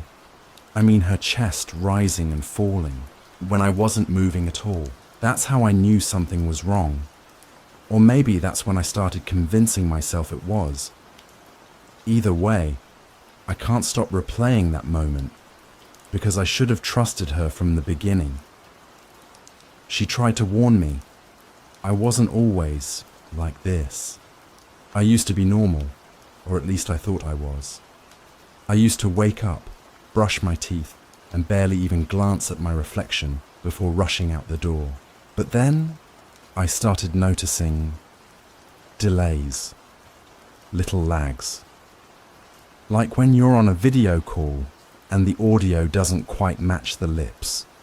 I'd smile, and she'd smile a fraction of a second too late. At first, I told myself I was imagining it. Everyone zones out, right? Maybe I was just tired. But that night, the night of the first blink, that was different. It was just after midnight. My apartment was silent, except for the soft hum of the fridge in the kitchen and the occasional creak of old pipes shifting in the walls. I couldn't sleep, so I padded into the bathroom to wash my face. The light above the mirror flickered as usual, buzzing faintly like an irritated insect. I hated that light, but I never replaced it. Maybe I liked the way it made me look. Sickly, washed out, not quite real. I bent over the sink, splashed cold water on my face and looked up. And she blinked. Not a normal blink. Not the kind where your own eyes reflexively close and you see the same motion in the glass. No, this was hers. My eyes were wide open, stinging from the water, but she blinked. Slow, deliberate, like she was trying to tell me something. My stomach dropped, and I stumbled back against the doorframe. I froze there, heart pounding in my throat, staring at her. She stared back, calm as ever, and that's when I saw it. Her chest rising and falling, just slightly out of sync with my own breath. I slammed off the light. The darkness swallowed me, and I stood there in silence, shaking.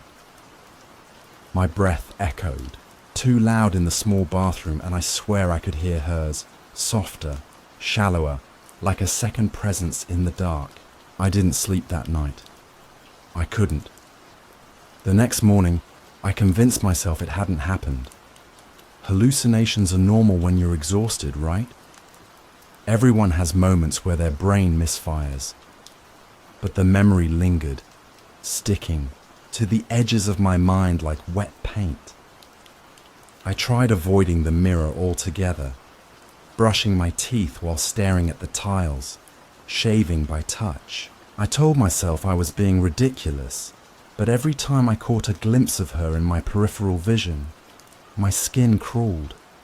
She was watching me, not just reflecting me, watching. I should probably mention something about my past. You're probably wondering if I've always been paranoid. If maybe I'm just another guy losing his mind in a tiny apartment with peeling wallpaper and neighbors who scream through the walls. And maybe that's true. But if you'd been through what I have, maybe you'd understand. My mother used to cover mirrors when I was a kid. She said they invited things in. I thought she was superstitious, maybe even crazy, but I remember the way her hands shook as she pinned old bedsheets over the glass. She died when I was 16. I smashed every mirror in the house after her funeral, but I never told anyone. That part. My father wasn't around much, not in any way that mattered. He'd come home drunk, screaming at her, sometimes at me, though I learned quickly not to make eye contact when he was like that. He hated mirrors too. He'd mutter under his breath, "They're liars," whenever he walked past one. Maybe that's where this started, or maybe the mirror really did blink first. Days passed, but I couldn't stop thinking about her. I'd walk by the hallway mirror and feel my neck prickle like someone was breathing against the back of it. I'd catch her smiling when I wasn't, just a twitch at the corner of her mouth, gone before I could be sure. I told myself to get rid of the mirrors, but something in me refused. I couldn't throw them out. I couldn't even drape them. It was like like she'd be angry if I hid her, like she wanted to be seen. So I watched her. At night, I'd sit cross-legged on the bathroom floor, the door locked, the mirror lit by that buzzing bulb. I'd stare at her, daring her to move again. Hours would pass, and she wouldn't do anything. She'd just look back at me, expressionless. Sometimes I'd think I saw her breathing, but that could have been me projecting, until the second time. It was 3 nights later. I was half asleep, leaning against the wall, my legs numb from sitting too long. The apartment was dead silent. My eyelids drooped, and I almost nodded off when I heard it. A soft tap. My eyes snapped open. She was staring at me, her face closer to the glass than mine was. I hadn't moved, but she had leaned in, and her hand, my hand, was pressed against the other side of the mirror. Another tap. I gasped and scrambled backward, hitting the wall. She didn't flinch. She just watched me. And then, slowly, she moved her lips. I couldn't hear her. Not really, but I could read them. I could almost read them. I shook my head, whispering, "No, no, no, no." She mouthed it again, a single word. I refused to say what it was, not out loud, not here. All I know is that when she said it, I felt my skin crawl like ants were under it. I backed out of the bathroom, heart hammering so hard I could barely breathe. I slammed the door, grabbed a blanket, and threw it over the mirror. I should have felt relief, but I didn't, because I swear I heard a laugh from behind the glass. That night, I locked my bedroom door for the first time since moving in. I left the bathroom dark, the mirror covered, but I couldn't stop picturing her face. That tiny smirk, that whisper I couldn't get out of my head. I curled up in bed, staring at the shadows on the ceiling, and tried to convince myself it was all in my head. Maybe it was, but deep down, I knew better. She wasn't just a reflection. She wasn't me. And for the first time, I started wondering if maybe she'd been watching me for longer than I'd realized. Long before that first blink. You can cover a mirror, but you can't stop your reflection from watching you. I learned that the hard way. That night, the night she mouthed that word I'll never repeat, I thought I'd stopped her. I draped that blanket over the mirror, like it was a coffin lid. I locked the bathroom door and tried to pretend nothing had happened. But the thing about paranoia is, once it settles in, it spreads. By the next morning, I saw her everywhere. At first, it was just the bathroom mirror, but soon I started catching glimpses in places I hadn't even thought about. The black screen of my phone when it dimmed, the reflection in the stainless steel of the toaster, the faint ghostly shape in the bus window as I rode downtown. I'd glance away, look back, and for a split second, her smile wouldn't match mine, or her eyes would be closed when mine were wide open. I tried to tell myself I was imagining it, but something about her presence felt heavy, like she was pressing against the other side of every reflective surface, waiting for me to look. Stopped leaving my apartment. I taped sheets and towels over the windows, flipped picture frames face down, and unplugged my TV because I couldn't stand catching her face in the black reflection of the screen. The place looked like a crime scene, everything covered, every corner dark. Still, she found me. I knew I had to tell someone. I couldn't keep this to myself anymore. So I called Claire. She didn't pick up the first 3 times, and when she finally answered, her voice was sharp, irritated. "Do you have any idea what time it is?" "It's important," I whispered, glancing at the covered mirror in the hallway. The blanket twitched in the draft, and I flinched. "Please. I think I'm losing it." There was a pause on the line, then a sigh. "Where are you?" She came over an hour later. Claire always smelled faintly of cigarettes and lavender lotion, a combination I'd never liked but found comforting in that moment. She stepped into my apartment, her nose wrinkling at the stale air. "What the hell happened here?" she muttered, staring at the sheets covering the windows and mirrors. I stood there in the dim living room, hands trembling. I had to cover them. She watches me." "Who watches you?" she said, her voice tight with concern. "My reflection." Claire stared at me. I could see it in her eyes, that flicker of pity mixed with fear. The look people give you when they're trying to decide if you're dangerous or just broken. "Okay," she said carefully. "You've been alone too long. You're scaring yourself. Maybe it's time you saw someone." "I'm not crazy." My voice cracked, and I hated how desperate I sounded. "She blinked first, Claire. She smiled when I wasn't smiling. She moved." Claire took a slow breath. "Look, I'm not saying I don't believe you, but you sound off. You haven't been sleeping, have you?" "I can't sleep," I whispered. "She talks to me." Claire put a hand on my arm, and I flinched. She pulled back like I'd burned her. "You're scaring me," she said softly. I wanted to tell her everything, that I'd heard laughter behind the mirror, that I could feel her breathing when I stood near it.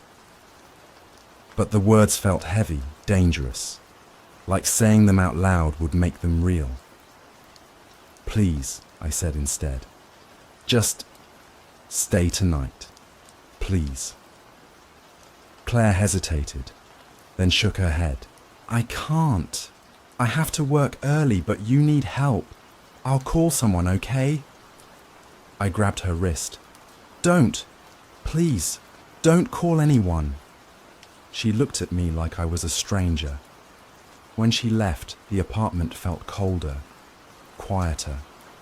I sat in the dark for hours, rocking slightly, staring at the bathroom door. I didn't want to sleep, but exhaustion dragged me under. I woke up to the sound of fabric rustling. My heart pounded as I sat up, every nerve on fire. I grabbed the flashlight from my nightstand and crept toward the hallway. The air felt thick, like I was walking through water. The sound came again, a soft, dragging whisper, like a blanket being pulled across the floor. When I reached the bathroom, I froze. The blanket I'd taped over the mirror was gone. The mirror was bare. And she was there. She didn't move when I stepped into the doorway. She just stood on her side of the glass, her face pale and smiling, her hand pressed flat against the surface. My hand shook as I raised it, and for a moment, I almost pressed it against hers. But then I saw it, her lips twitching. She mouthed the same word as before. "No," I whispered, backing away. "No, no, no." Her smile widened. I ran to the kitchen, grabbed a hammer and rushed back. My pulse thundered in my ears. I raised the hammer and swung. The mirror didn't shatter. The glass rippled, like water. I stumbled back, dropping the hammer. My chest heaved as I watched her press her face closer to the glass, her breath fogging up the surface from the inside, and then I heard it. Tap, tap, Tap. I slapped my hands over my ears, but the knocking only grew louder, faster. It wasn't coming from the mirror anymore. It was coming from everywhere. From the darkened window, the black TV screen, the polished kettle on the stove. She was in all of them. I stumbled back into my bedroom, slammed the door, and shoved a chair under the knob. My phone buzzed on the nightstand, Claire's name flashing on the screen. My hands trembled as I answered. Hello? There was no sound at first, just breathing. Claire, a faint whisper came through the line, soft and distorted. Let me in. I froze. The voice wasn't Claire's. I dropped the phone. The knocking started again, this time on my bedroom mirror, the one I'd forgotten to cover. I turned slowly, the flashlight trembling in my grip. She stood there, smiling wider than I thought was possible, her lips pressed to the glass. Her hands slapped softly, rhythmically, like a heartbeat. Tap, tap, tap. My knees gave out and I slid to the floor. She mouthed another word, slow and deliberate. Don't know what terrified me more, the fact that I understood it, or the fact that it was my name. The glass bulged inward, just slightly, like something pressing against a balloon. I scrambled backward, clutching the flashlight like a weapon. Stay away from me, I screamed. She tilted her head, the smile never fading, and tapped one last time. This time, the sound didn't come from the mirror. It came from right behind me. I spun around, but the room was empty. When I turned back, she was gone. The mirror reflected only me, wide-eyed, pale, trembling. But I knew she was still there. I could hear her breathing. That night, I didn't sleep. I sat with my back against the wall, flashlight on, staring at the mirror. I knew she wouldn't stay quiet for long. She wanted out, and I didn't know how much longer I could keep her in. The next part of this story is where everything started to break, literally. The first sound wasn't the glass shattering. It was her laugh.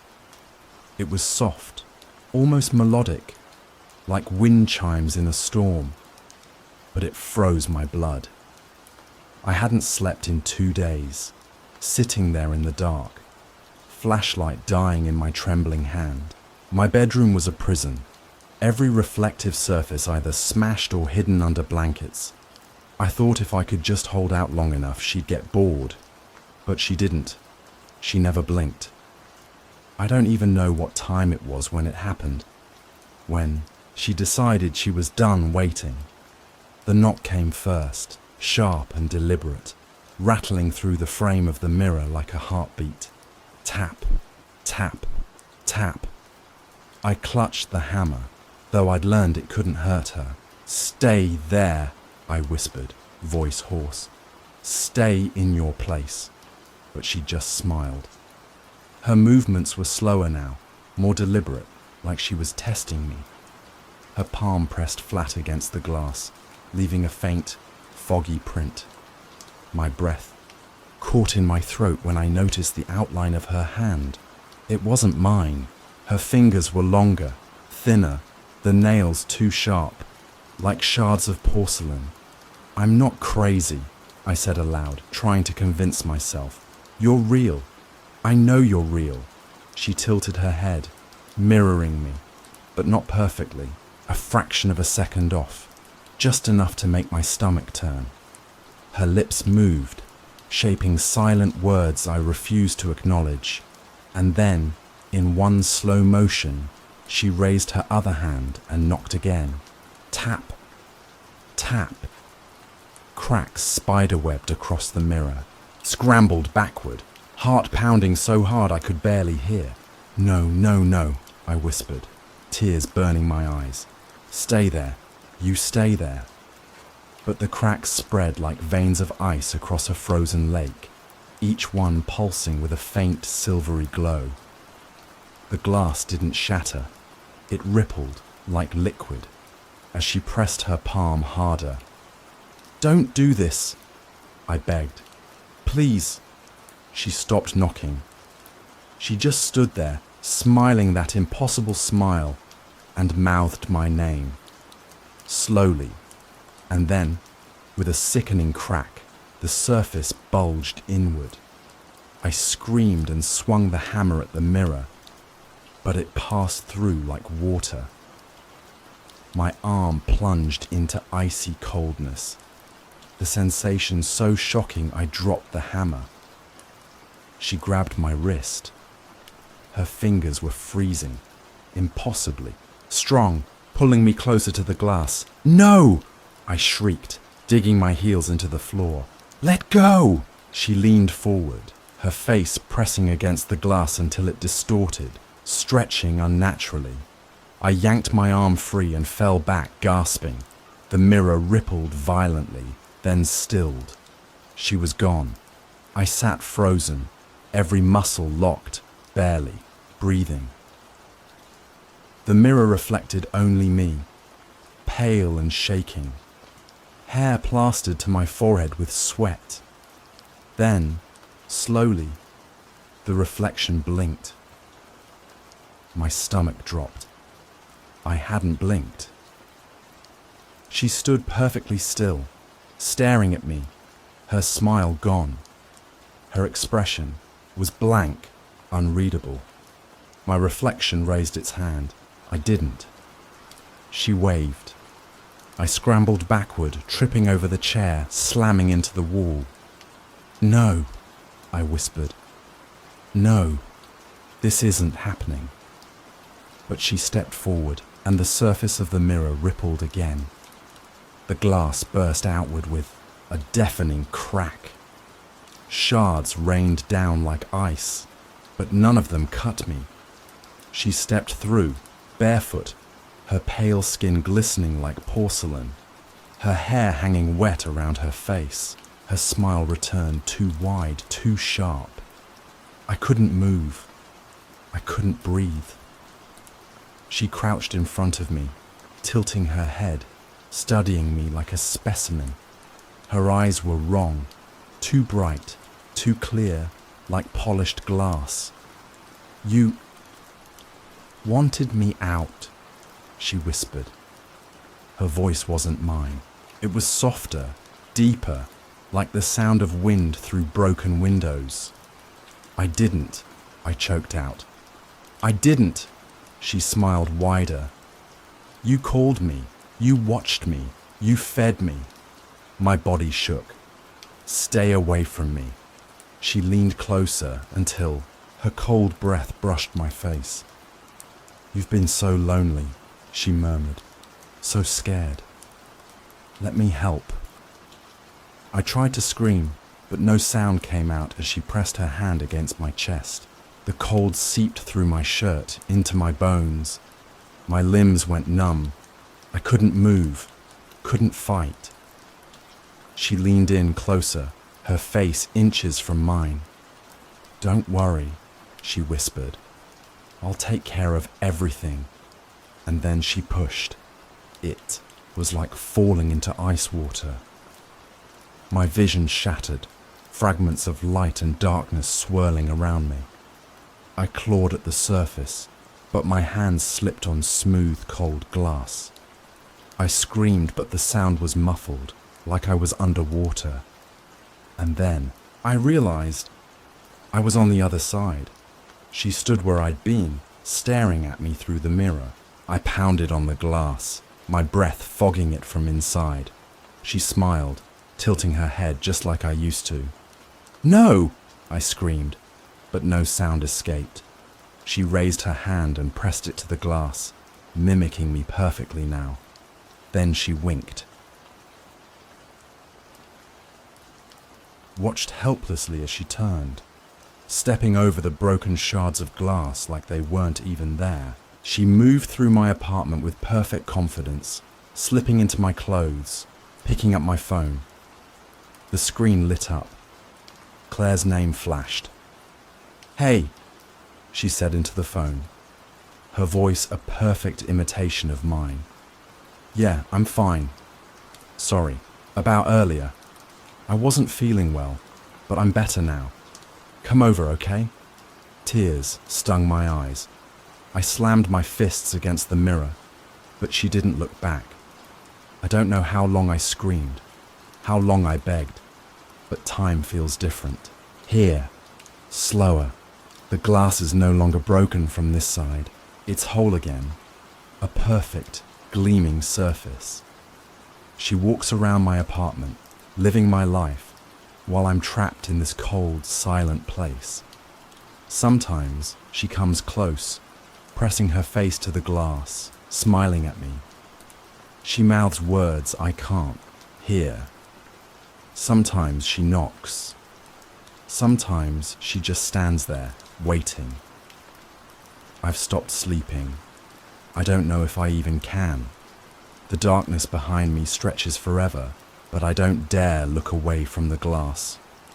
Because if I do, I think she might disappear entirely, and I'll be left here alone.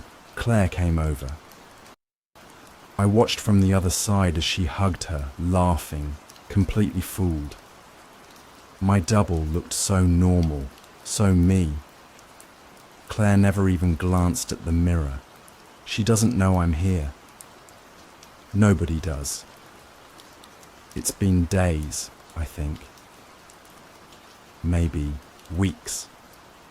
The glass feels thinner now. Sometimes I see shapes moving in the darkness behind me, other reflections drifting in the void. I don't want to know what they are. She visits me every night. She kneels in front of the mirror, strokes the glass with her pale fingers, and whispers things I can almost hear. I think she's telling me to let go, but I can't. If I let go, I'll disappear. I'm telling you this because I don't know how much longer I can hold on. If you're watching this, if you're seeing me in this mirror, please listen to me. That's not me out there. And if she smiles at you first, run.